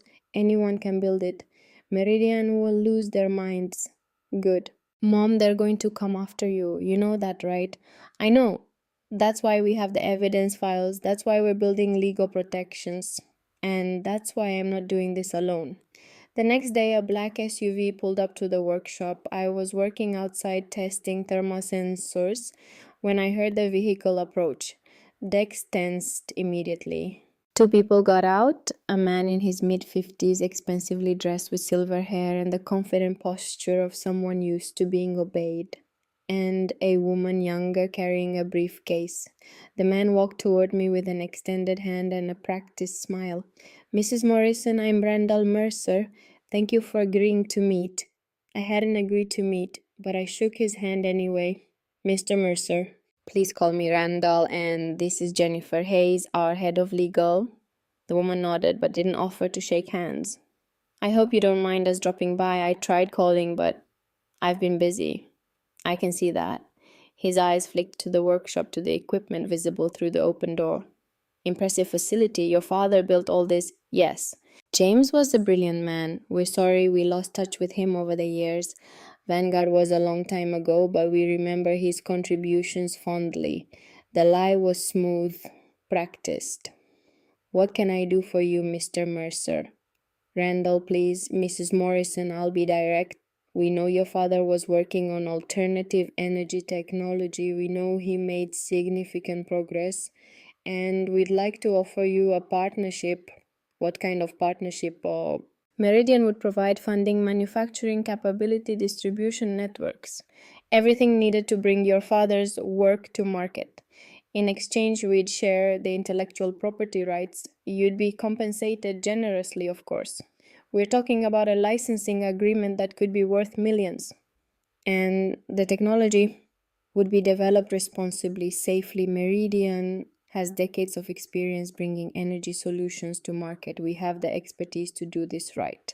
I looked at him, at his expensive suit and confident smile, at the woman with her briefcase full of contracts. "No." Mercer's smile tightened. "Mrs. Morrison, I understand you might have reservations based on old history, but Meridian is a different company now. We're committed to sustainable energy. This could be a win for everyone." I said no. "May I ask why?" "Because you don't want to bring this technology to market. You want to control it, license it, make sure it stays expensive enough that it doesn't disrupt your existing business model. That's not My father spent 54 years running from you, from men like you who care more about profit than people. I'm not going to hand you his life's work so you can bury it the way you tried to bury him." Mercer's facade cracked. His eyes went cold. "Mrs. Morrison, I don't think you understand the situation you're in. The technology your father developed, if it's even real, would be extremely dangerous in the wrong hands. Unregulated energy generation could destabilize power grids, cause electrical fires, even be weaponized." "Is that a threat?" "It's a reality. If you try to release this technology without proper oversight, Meridian will have no choice but to take legal action for public safety." And a friendly smile. "Mr. Mercer, I was an aerospace engineer for NASA for 40 years. I helped design systems that kept astronauts alive in space. Don't talk to me about safety. NASA is a government agency with regulations and oversight. You're one woman in a barn in the woods. One woman with decades of documentation about your company's criminal activities." That hit. Mercer's expression froze. "I don't know what your father told you, but he told me everything. And he showed me everything. 50 years of evidence, threats, intimidation, sabotage, all of it documented, all of it ready to be made public if you try to stop me." The woman Jennifer stepped forward. "Mrs. Morrison, I'd be very careful about making accusations you can't prove. Slander is a serious matter." "It's not slander if it's true, and I can prove every word." Mercer studied me for a long moment, then his expression shifted. The cold businessman disappeared, replaced by something uglier. "You're making a mistake, a very serious mistake." "I don't think so. You're 62 years old, retired. How long do you think you can sustain this? How long before you get sick, get tired, give up? And what then you think anyone will care about your father's basement project? I'm not in a basement and I'm not alone." Dex stepped forward, positioning himself beside me. "I think it's time for you to leave." Mercer glanced at him dismissively, then back to me. "We tried to do this the friendly way, Mrs. Morrison. Don't say we didn't give you a chance." He turned and walked back to the SUV. Jennifer followed. They drove away, kicking up gravel. I stood there, heart pounding, as the sound of the engine faded into the forest. Well, Dick said, that was fun. They're going to come after us. Hard. Probably. What do you want to do? I looked at the workshop, at 3 weeks of progress, at the device that was finally actually working. We accelerate. I wanted 3 months to document everything. We don't have 3 months anymore. We have weeks, maybe. I can work faster. So can I. We went back inside. I pulled out my phone and called Jasper. We have a problem. I told him about Mercer's visit, the threats, the timeline. Mom, you need to come home. Now, this is too dangerous. I'm not coming home. Mom, Jasper, listen to me. I'm closer than my father ever got. The device works. It's stable. We just need to document it and release it. Another few weeks, that's all. A few weeks where Meridian will be doing everything they can to stop you. Then help me go faster. Talk to those whistleblower lawyers. See if they can file something, put Meridian on notice. Make it public that we have evidence. It'll give them pause. Silence. Then, okay, I'll call them today. But Mom, promise me you'll be careful. I promise. And Mom, I'm flying out this weekend. You shouldn't be alone for this. The words hit me unexpectedly. Like, you're coming here? Yeah, I'm coming. Someone needs to keep you out of trouble. After we hung up, I stood there for a moment, phone in hand, feeling something I hadn't felt in a long time. Not alone. Dex was at the workbench already pulling up files. If your son's coming this weekend, we should have something impressive to show him. Agreed. Let's run another 72-hour test. If it stays stable, we start final documentation Monday. You really think we can do this? Beat Meridian? I looked at the prototype, at my father's life work now humming quietly, generating power from nothing but the vibrations in the air around us. I think we have to try. The week that followed was the hardest I'd worked in years. Dex and I pushed ourselves to exhaustion and beyond. We ran tests, continuously documented every parameter, photographed every component. I wrote technical explanations, calculated tolerances, created assembly guides. The device held stable. 72 hours became 96, then 120. 5 full days of continuous clean power generation with zero drift. It worked. It actually worked. On Friday evening, Jasper's rental car pulled up to the workshop. I was outside covered in grease and metal shavings, but I ran to him anyway. He got out of the car and I hugged him, really hugged him for the first time in longer than I could remember. Hi, Mom. Hi, sweetheart. He pulled back and looked at me. You look different. Different how? Alive. I laughed, surprised. Come on, I want to show you what we've built. I led him into the workshop. His eyes went wide when he saw the space, the equipment, the prototype standing in the center. This is incredible. This is your grandfather's legacy. Dex emerged from the office area. You must be Jasper. I'm Dex Whitmore. They shook hands. Jasper studied him for a moment, then looked at me with a question in his eyes. Dex has been helping me, I said. He worked with your grandfather for years. I couldn't have done any of this without him. Thank you for taking care of my mom. She doesn't need much taking care of, Dex said with a grin. She's tougher than she looks. I showed Jasper everything, the device, the test results, the documentation we'd compiled. He listened intently, asked intelligent questions, seemed genuinely impressed. So this actually generates power, free power. Not free, nothing's free, but sustainable, clean, and decentralized. Anyone could build one of these for maybe $2,000 in parts. It would power a house indefinitely. And that's what terrifies Meridian. Exactly. Jasper pulled out his laptop. I have updates. The whistleblower law firm is interested. Very interested. They think the evidence you have could be the basis for a major case. They want to meet with you next week. Okay. And I've been researching Randall Mercer. He's not just CEO of Meridian. He sits on the boards of 3 other energy companies. He's donated millions to politicians who oppose renewable energy legislation.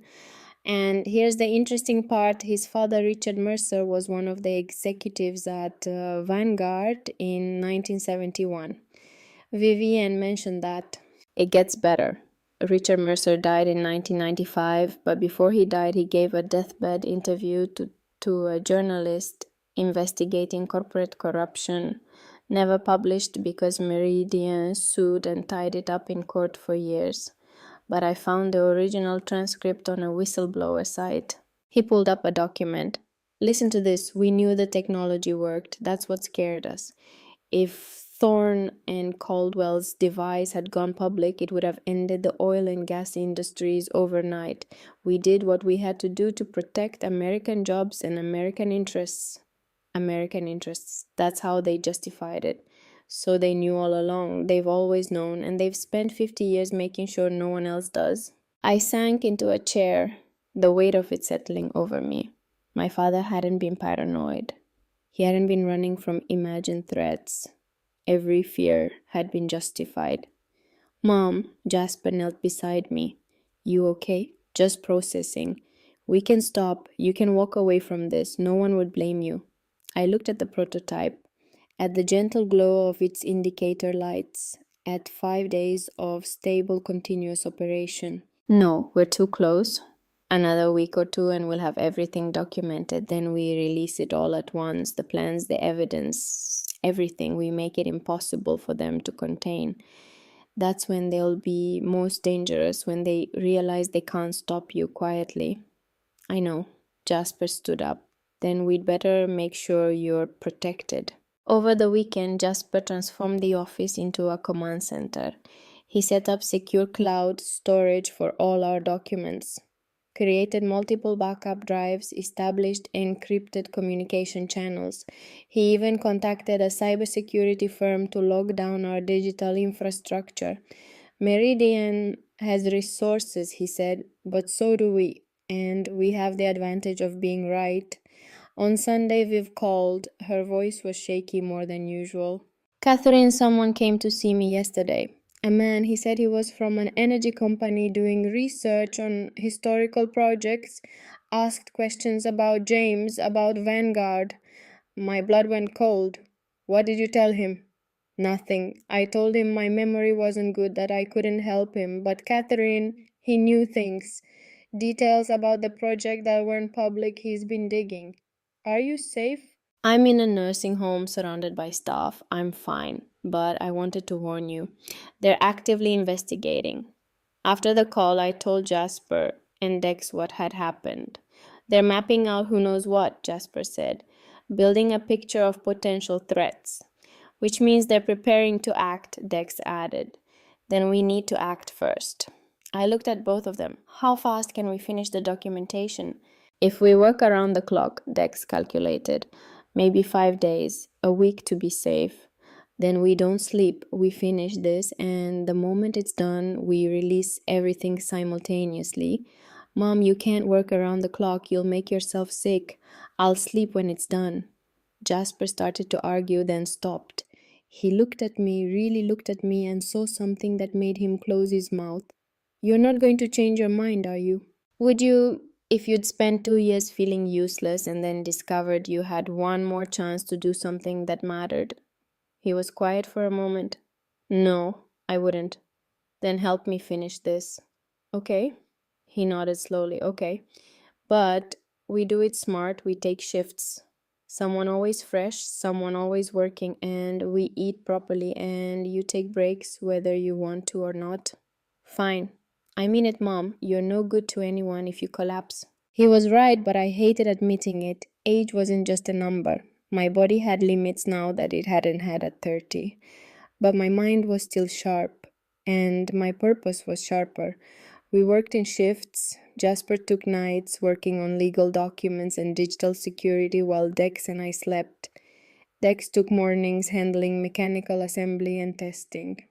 I took afternoons and evenings writing technical documentation and creating the build manual. The workshop became a 24-hour operation. Someone was always awake, always working, always moving forward. On Wednesday, 5 days into our sprint, we hit a milestone. The build manual was complete. 200 pages of detailed instructions, diagrams, parts, lists, and safety protocols. Everything someone would need to build their own harmonic resonance generator from scratch. Thursday, Jasper finished the Liga framework. The James Thorne Institute was officially incorporated as a nonprofit. All intellectual property would be released under an open source license. No one could patent it, monopolize it, or control it. Friday morning, exactly 1 week after Mercer's visit, we were ready. All the documentation was compiled, all the evidence files organized, all the backup systems in place. This is it, I said, looking at the three of us gathered around the laptop. Once we hit upload, there's no taking it back. Are you sure? Jasper asked. Really sure. I thought about my father, about 54 years of hiding and working and believing that someday, somehow, this moment would come. I thought about Viv living with decades of regret for staying silent. I thought about myself 2 years retired, believing my useful life was over. I'm sure. Jasper's finger hovered over the enter key. On three, on three. 1. Tex put his hand on my shoulder. 2. I held my breath. 3. Jasper hit enter. The upload began, files streaming to a dozen different platforms simultaneously. Technical forums, open source repositories, environmental websites, energy research databases, everywhere at once, impossible to contain. The build manual, the test results, the evidence files on Meridian, all of it released into the world in a flood of data. We watched the progress bars climb. 50%, 75, 90, 100% upload complete. For a moment, none of us spoke. We just sat there staring at the screen, processing what we'd just done.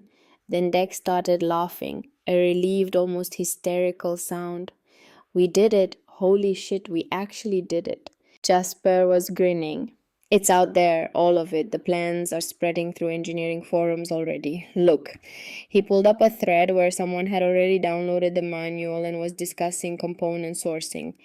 Another person posted that they were starting a builder this weekend. It was happening. The technology was escaping into the world, multiplying, spreading beyond any corporation's ability to control. My father's dream finally realized.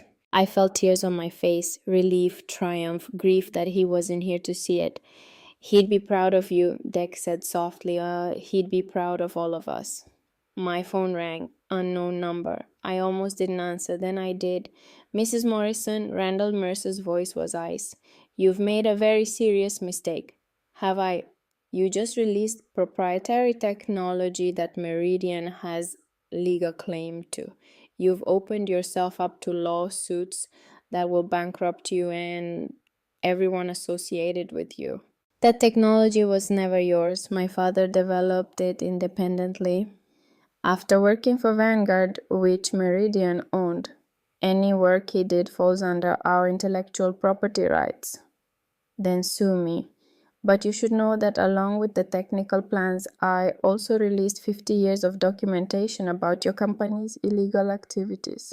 Threats, intimidation, corporate espionage, all of it is public now, all of it is evidence. Silence on the other end. You're going to regret this, Mercer said finally. You have no idea what you've started. I know exactly what I've started. I'm finishing what my father began. And there's nothing you can do to stop it now. I hung up. Jasper was staring at me. Mom, that was amazing. That was terrifying. But you did it anyway. Yeah, I did. My phone rang again, this time a number I recognized. Gerald Hastings, the lawyer. Mrs. Morrison, I don't know what you've done, but there are reporters calling my office asking about James Thorne and Meridian Energy. What's going on? I smiled. The truth is going on, Mr. Hastings. Finally. The call started within an hour. First a reporter from the Portland Tribune, then the Seattle Times, then Bloomberg Reuters, the Associated Press. Everyone wanted to know about the woman who had just released plans for free energy and accused one of America's largest corporations of 50 years of criminal activity. Jasper fielded most of them, his legal training coming in handy. Mrs. Morrison has no comment at this time. All relevant documentation has been made publicly available. Thank you. But by Friday evening, it was clear we couldn't hide in the workshop forever. Mom, you need to give an interview, control the narrative before Meridian does. I don't want to be famous, Jasper. I just want the technology out there. It's too late for that. You're already the story. Better to tell it yourself than let them tell it for you. He was right. I hated it, but he was right. Who do we trust? Jasper had already researched this. PBS NewsHour, they're reputable, thorough, and they've covered corporate malfeasance before. I've been in contact with their senior producer. They want to do a long form piece. Interview you, visit the workshop, talk to people who knew your father. When they can be here Monday. 3 days. 3 days to prepare to put my face and my story in front of millions of people. Okay, set it up. That weekend felt surreal. The workshop that had been our private world was about to become public. News outlets were already running stories based on the documents we'd released. Meridian's stock had dropped 12% in a single day. Corporate lawyers were issuing statements, politicians were calling for investigations, and in garages, workshops, and makerspaces around the world, people were starting to build. Dex showed me forum posts from Germany, Japan, India, Brazil, engineers downloading the plans, discussing modifications, sharing tips. The technology was spreading faster than any of us had imagined. It's beautiful, I said, watching the posts scroll by. This is what my father wanted, not control, not profit, just sharing. He'd be losing his mind right now, Dex said with a grin, in the best way. Saturday afternoon, Viv called. She was crying. Catherine, I've been watching the news. Everyone's talking about James, about the work we did, about what Meridian took from us. Her voice broke. For 50 years I've been silent, ashamed, and now the truth is out. The whole world knows. In the news, everyone's talking about James, about the work we did, about what Meridian took from us. Her voice broke. For 50 years I've been silent, ashamed, and now the truth is out. The whole world knows. How do you feel? Free. For the first time in half a century, I feel free. Viv, the PBS interview is Monday. Would you be willing to talk to them? Tell your side of the story. A long pause. Yes, I would. I owe James that much. I owe the truth that much. Sunday, Jasper and I walked the property. It was a cold December morning, frost coating the grass, our breath visible in the air. Are you scared? He asked. Terrified. You don't look it. I've had practice hiding fear. 40 years at NASA will do that. We walked in silence for a while, following a trail that wound through the forest behind the workshop. Dad would be proud of you, Jasper said finally. Not just for this, for everything. He told you that all the time. He'd brag about you to his friends. My wife, the rocket scientist. He loved that about you, that you were brilliant and tough and didn't take crap from anyone. The words hit harder than I'd expected. Mitchell had been gone a year and a half, and I still missed him with an ache that never quite faded. I wish he could have met my father, known the real story. Me too. But Mom, I think he understood what you were going through when you retired, when you were struggling to find purpose. He mentioned it to me once, said he was worried about you. He said retirement was harder on you than you let on. That you were the kind of person who needed problems to solve and suddenly you didn't have any. I stopped walking. He never said anything to me. He didn't want to make you feel bad, but he noticed.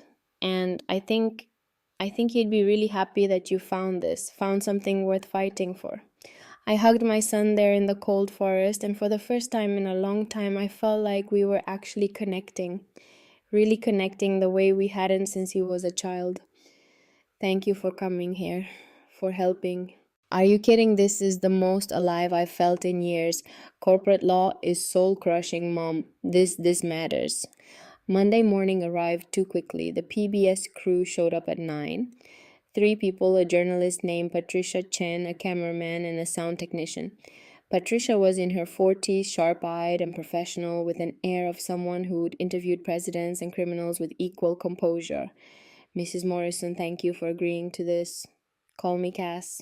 Cass, I want to be upfront with you. We're going to ask hard questions about your father, about the technology, about your accusations against Meridian. We need the full story. I understand. We set up in the workshop the prototype as our backdrop.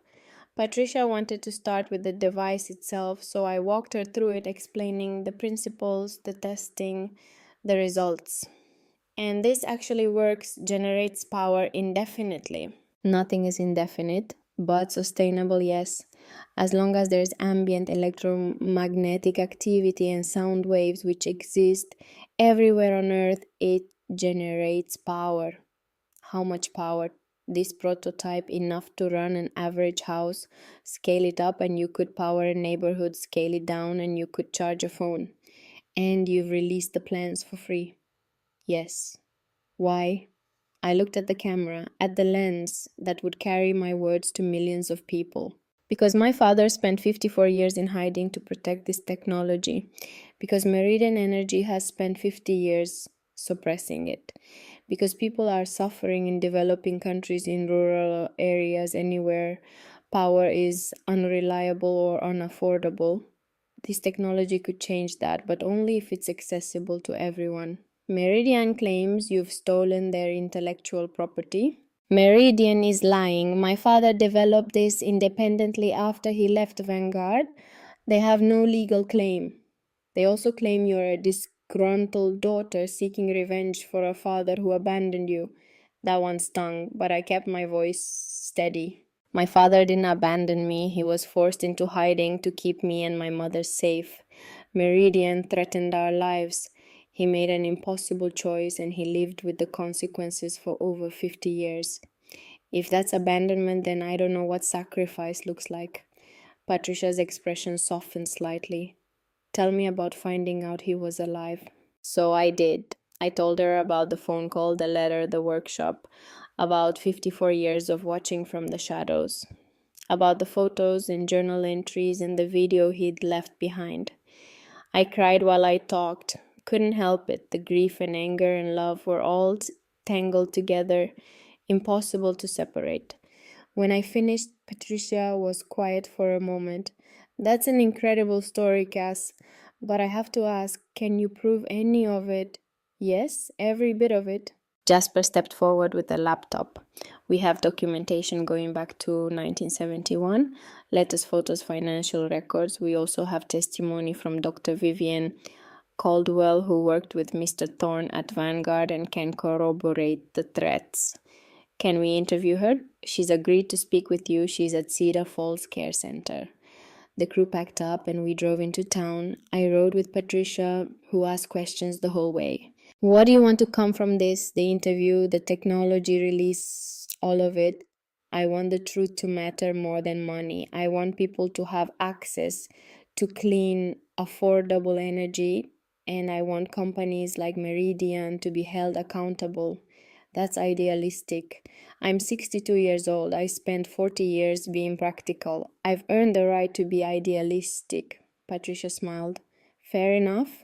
At the care center, we found Viv in her room, dressed in her best clothes, hair carefully combed. She looked small and frail in her wheelchair, but her eyes were fierce. The interview with her was powerful. She talked about the early days at Vanguard, the excitement of the research, the betrayal when Meridian shut it down. They didn't just steal our work, Viv said, her voice shaking. They stole our futures. James had to fake his death. I had to spend 20 years doing meaningless work for a company I despised. And for what? So they could protect their profit margins. Do you regret staying silent? Every single day, I told myself I didn't have a choice, that they were too powerful, that speaking up would ruin me. But the truth is, I was a coward. She looked directly at the camera. I'm not being a coward anymore. Patricia asked her about the threats, the intimidation. Viv detailed everything she remembered: names, dates, specific incidents. Some of those men are still alive, Patricia said, still working in the industry. Then they should be held accountable. After the interview, I wheeled Viv out to the garden. It was cold, but she wanted fresh air. How do you feel? I asked. Lighter, like I've been carrying a weight for 50 years and finally put it down. She looked up at me. Thank you, Catherine, for giving me a chance to tell the truth. Thank you for having the courage to tell it. The PBS piece aired Wednesday night. Jasper, Dex, and I watched it together in the workshop, huddled around a laptop. Patricia had done her job well. The segment was thorough, balanced, and devastating. She'd interviewed us, shown the workshop and the prototype, explained the technology. But she'd also gotten comments from energy policy experts, engineers, and even a former Meridian executive who confirmed the company's history of suppressing alternative energy research. The most powerful moment was the footage of Vive, small and trembling but absolutely certain, saying, "They took our dreams and they buried them, but dreams don't die. They wait and sometimes they come back." The response was immediate and overwhelming. Social media exploded. Hashtag Torn Generator started trending. Engineers posted photos of their builds in progress. Environmental activists called for investigations into Meridian. Politicians who'd taken Meridian's campaign donations suddenly faced uncomfortable questions. And Meridian's stock went into free fall. Thursday morning, my phone rang. "Gerald Hastings. Mrs. Morrison, you need to see this." He emailed me a link. A press release from Meridian Energy issued an hour ago. Meridian Energy Industries announces the immediate resignation of CEO Randall Mercer, effective immediately. The board of directors has initiated a comprehensive internal review of historical business practices and is committed to full transparency and cooperation with any regulatory investigations. "They threw him under the bus," Jasper said, reading over my shoulder. "Classic corporate crisis management. Sacrifice the leader, claim it was rogue actors, promise reform. Will it work? Maybe, but it doesn't matter. The technology is already out there. They can't put it back in the bottle." He was right. Every day more people were building generators. A makerspace in Austin had already completed 3 units and was offering free workshops. A village in Kenya had pooled resources to build a community generator and was now sharing the power with the surrounding areas. An engineering professor in Mumbai had modified the design for tropical climates and posted her improvements online. The technology was evolving, spreading, improving, exactly as my father had dreamed. Friday afternoon, the whistleblower law firm called. They'd reviewed the evidence files and were prepared to file a massive class action lawsuit against Meridian on behalf of everyone who'd been harmed by their suppression of clean energy technology over the past 50 years. This is going to be one of the biggest corporate accountability cases in history, the lead attorney told me. "Your father documented everything. It's a prosecutor's dream. I don't want money from this." "That's your choice. But Cass, this isn't just about you. There are other engineers whose careers were destroyed, communities that suffered from energy poverty while this technology sat buried. They deserve compensation. Then fight for them. I'll testify, provide whatever you need, but any money that comes to me goes to the foundation." Understood. That weekend, something unexpected happened. People started showing up at the workshop. First, it was just locals from Cedar Falls bringing food and thank you notes. "Your father was a good man," they said. "We're glad his work is finally being recognized." Then engineers started arriving from farther away. Some wanted to see the original prototype. Others wanted to meet me, thank me, share their own builds. By Sunday, there were 30 people in and around the workshop. It had turned into an impromptu gathering, part celebration and part technical conference. Dex organized it into something manageable. "Okay, folks, if you want to tour the workshop, form a line. If you want to discuss technical modifications, there's a group by the trees. If you just want to hang out and celebrate, there's coffee and donuts by the truck." I spent the day talking to people. A retired electrical engineer from Seattle who'd read my NASA papers and wanted to discuss resonance harmonics. A 25-year-old climate activist who said I'd given her hope. A father of 3 who'd built a generator in his garage and cut his electricity bill to 0. "You've changed my life," he told me, gripping my hand. "My kids' lives. Thank you." It was overwhelming and humbling and exhausting and wonderful.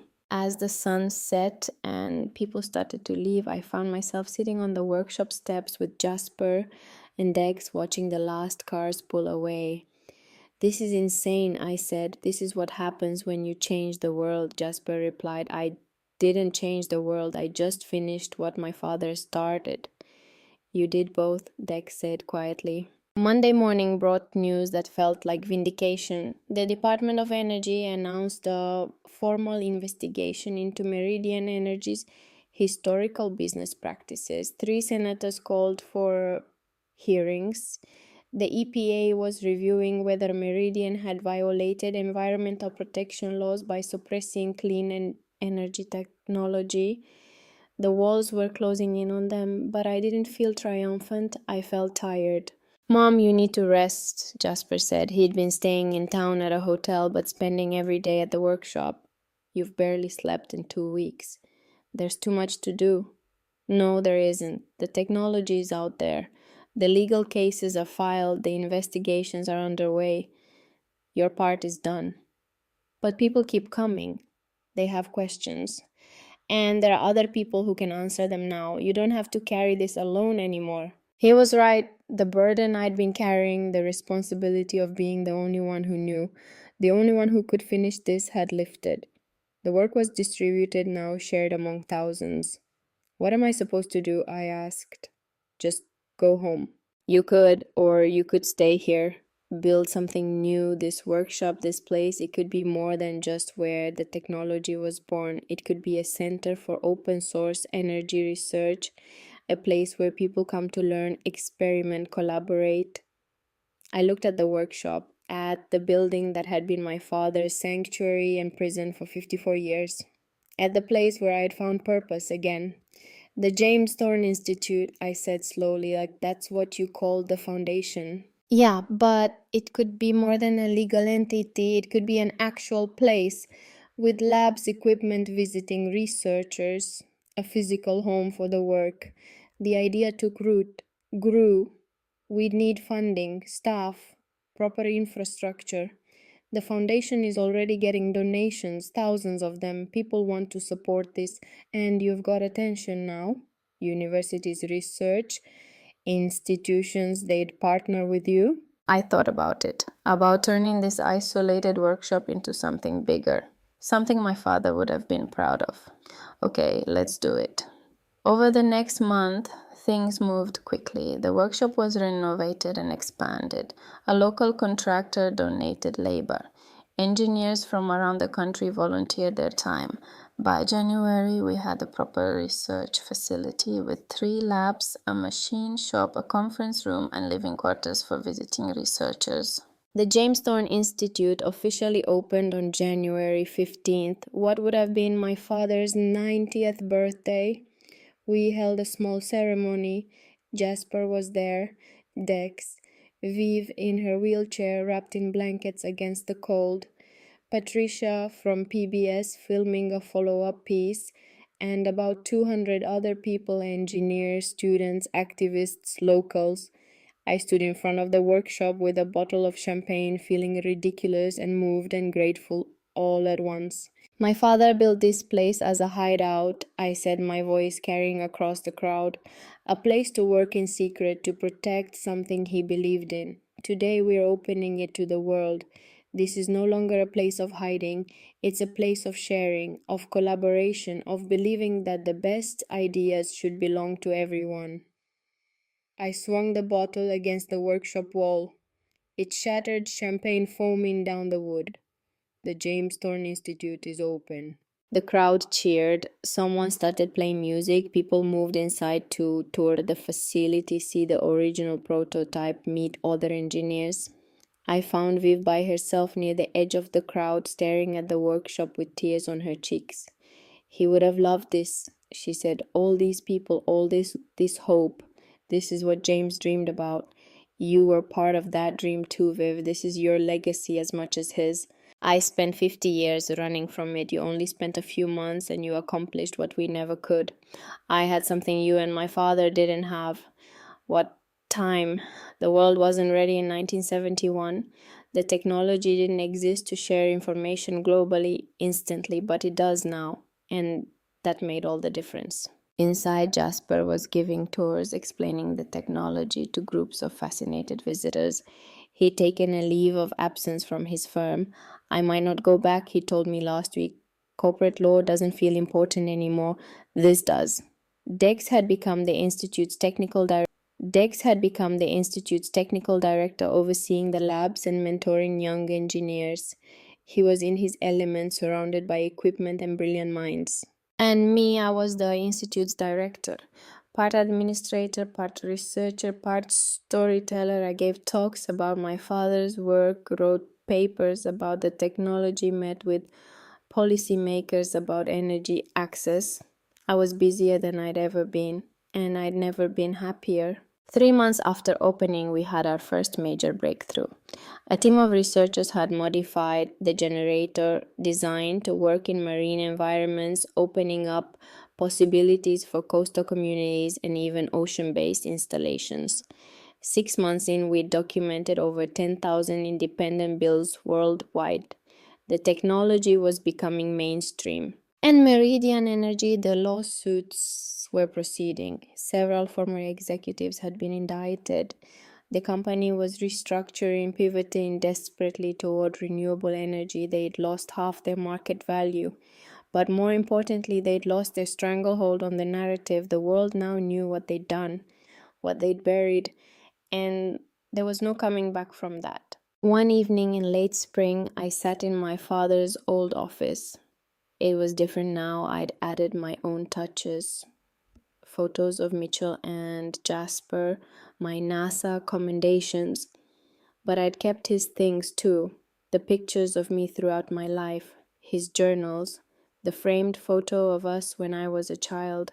I opened his last journal, the one with the entry about me being braver and smarter than him. I don't know about that, Dad, I said to the empty room. But I finished it. We finished it together, really. You started it and I brought it home. My phone buzzed. A text from Jasper. Just got off the phone with the UN Climate Council. They want you to present at the conference in Geneva. You're becoming famous, Mom. I laughed. Famous at 63. That hadn't been part of the plan. But then again, none of this had been part of the plan. I pulled up my email and found the latest report from the foundation. Generators were now operational in 87 countries. Over 50,000 units confirmed, with estimates suggesting the real number was 3 times that. Communities that had never had reliable electricity now had power. Hospitals could refrigerate medicines. Schools could run computers. Water purification systems could operate continuously. People's lives were changing, not because of corporate goodwill or government programs, but because of an 89-year-old man who'd refused to give up and a 62-year-old woman who decided she wasn't done yet. There was a knock on the door. Dex poked his head in. Got a minute, always. He came in carrying a small box. Mail came. This is addressed to you, but well, you should just see it. I opened the box. Inside was a handmade generator about the size of a shoebox, beautifully crafted, and a letter. Dear Mrs. Morrison, my name is Ahmed. I am 12 years old and I live in a village in Jordan. My father is an engineer and he built a Thorn generator after seeing your interview. Now our village has electricity for the first time ever. My sister can study at night. My mother can keep medicine cold for my grandmother. Everything is better. I am learning engineering from my father. Someday I want to build generators too. I want to help other villages like ours. I made this small generator myself. It is not perfect, but it works. I wanted you to have it to say thank you. Thank you for your father's invention. Thank you for sharing it. Thank you for changing my life, Ahmed. I read the letter twice, then I set it down and cried.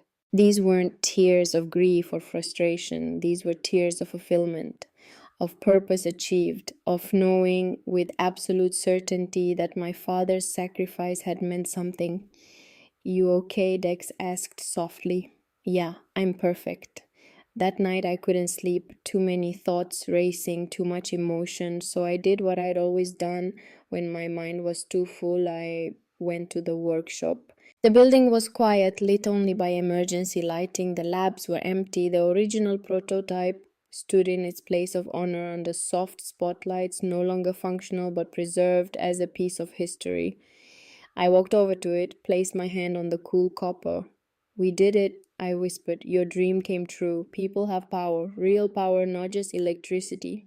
The power to change their own lives." I imagined I could feel his presence. Proud, relieved, at peace. "I'm not done yet, though," I continued.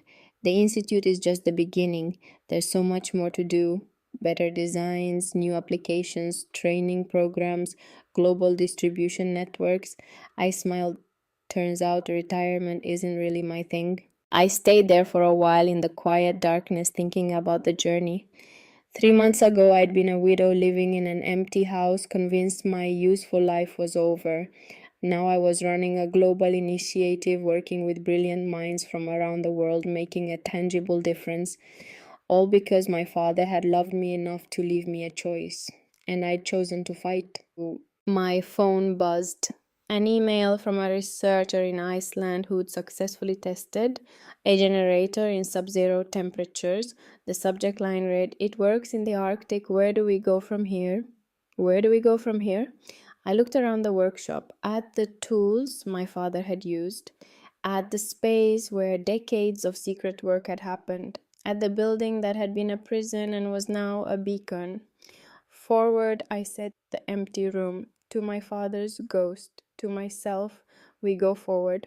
I walked back to the office and pulled up my laptop, started composing an email to the Icelandic researcher, then another to a team in Brazil, then another to a professor in Singapore who'd asked about collaborating on efficiency improvements. The work never ended. But that was okay. I didn't want it to end. This was my purpose. This was my legacy. Not just what I had inherited from my father, but what I was building with my own hands, my own mind, my own determination. I was 63 years old, and I was just getting started. The sun rose slowly over the Oregon forest, light filtering through the trees and into the workshop windows. I made coffee, reviewed overnight reports from international teams, answered emails. Around 7, Dex arrived with breakfast. "You're here early." I never left. He gave me a look. "Cass, you need to sleep." "I slept last month." "That's not funny. It's a little funny." He set down coffee and a bagel. "I'm serious. You're running yourself into the ground. Again. There's too much happening. Iceland has results. Brazil wants to scale up. Singapore needs guidance on their efficiency project. The UN conference is in 3 weeks, and I haven't started preparing my presentation. Delegate, that's what you have a staff for. I'm not good at delegating. Learn, because Cass, this isn't sustainable. You collapsed once already. I'm not watching you do it again." He was right. The heart attack scare had been a warning. I couldn't keep pushing myself like I was 30. "Okay, you're right. I'll delegate more. Promise, promise." He smiled. "Good, because we need you around. This whole thing falls apart without you." "That's not true. The technology is out there. It doesn't need me anymore." "The technology doesn't, but the movement does. You're the face of this cast. You're the one who stood up to Meridian. You're the one who turned your father's secret into a global revolution. People believe in you. That's terrifying. Welcome to leadership." Over the next few weeks, I learned to let go. I hired an administrative director to handle day-to-day operations. I brought on senior researchers to oversee the international collaborations. I created teams and gave them autonomy. It was hard. Every instinct told me to micromanage, to be involved in every decision, but slowly I learned to trust the people I'd brought in. And something wonderful happened. The Institute thrived. Without me bottlenecking everything, projects moved faster, ideas flowed more freely. Young researchers brought fresh perspectives I'd never have thought of. The movement was bigger than me now, better than me. That's how I knew it would last. The UN climate conference in Geneva was surreal. I stood on a stage in front of 2,000 people, world leaders, scientists, activists, and told my father a story, showed them what we had accomplished, challenged them to imagine a world where energy access wasn't a privilege but a right. The standing ovation lasted 3 minutes. Afterward, I was swarmed by people wanting to talk, to partner, to contribute. Environmental ministers from developing nations, billionaire philanthropists, university chancellors, everyone wanted to be part of what we'd started. Jasper, who'd come with me, pulled me aside during a reception. Mom, you're a celebrity. I'm uncomfortable. You're an inspiration. There's a difference. I just did what needed to be done. That's what heroes always say. I looked at my son. He'd changed over the past few months, lost the corporate stiffness, found something more authentic. He smiled more, laughed more. He decided to leave his firm permanently and join the Institute as general counsel. I'm proud of you, I said. I'm proud of you too, Mom. Dad would be so proud. We stood there together, surrounded by the noise of the reception, and I felt something I hadn't felt in years. Complete. Not because everything was perfect. There were still challenges ahead, legal battles with Meridian, technical problems to solve, logistical nightmares in global distribution. But I had purpose. I had my son back. I had a community of brilliant, passionate people working towards something that mattered. And I had the knowledge that my father's life, his sacrifice, had meant something. 6 months after Geneva, I got a call that changed everything again. Mrs. Morrison, this is the Nobel Committee. We'd like to discuss your nomination for the Nobel Peace Prize. I sat down heavily. I'm sorry, what? You've been nominated for your work in democratizing energy access and your advocacy for corporate accountability. The committee would like to schedule an interview to discuss your contributions. I ended up not winning. The prize went to a coalition of climate activists who absolutely deserved it. But being nominated was surreal enough. Only you could go from invisible retiree to Nobel nominee in under a year, Jasper joked. It's not about me. Mom, you need to accept that you matter, not just the work, you. Maybe he was right, maybe I did matter. Not because I was special, but because I refused to accept that 62 meant done, that retirement meant irrelevant, that age meant obsolete. I'd proven that wrong, for myself and maybe I hoped for others who felt discarded by a society that valued youth over experience. 1 year after opening the workshop to the world, we held an anniversary celebration. 500 people came, researchers, engineers, students, activists, and just regular people whose lives had been changed by the technology. Viv was there, frailer than before, but still fierce. I'm going to make it to 90, she told me, just to spite Meridian. Dex had gotten married to an environmental lawyer he'd met through the institute. They were ridiculously happy. Jasper brought his girlfriend, a public interest attorney who specialized in environmental justice. I liked her immediately. And me, I stood in front of the crowd and looked out at what we'd built. A year ago, I thought my life was over. I was 62, retired, widowed, convinced I had nothing left to contribute. I paused, looking at the faces. I was wrong. My father left me a gift. Not just a technology, but a reminder that it's never too late. Never too late to fight for what's right, never too late to change the world, never too late to matter. The crowd erupted in applause. Later, after most people had left, I found myself alone in the workshop again. The original prototype gleamed under its lights. I pulled out my phone and opened my photos, found one of the images from my father's collection. Me as a little girl laughing in his workshop covered in grease and joy. I remember now, I whispered. That day, you were showing me how gears work, how things fit together to make something bigger than themselves. I looked around the workshop, at the institute we'd built, at the global movement that had grown from one old man's secret. We fit together, didn't we, across time and distance and everything that tried to keep us apart. Your dream and my skills, your start and my finish. We made something bigger than either of us could have made alone. My phone buzzed. An alert from the Global Generator Network, unit number 100,000, had just come online. A village in Nepal that had never had electricity now had power. 100,000 generators, millions of lives changed.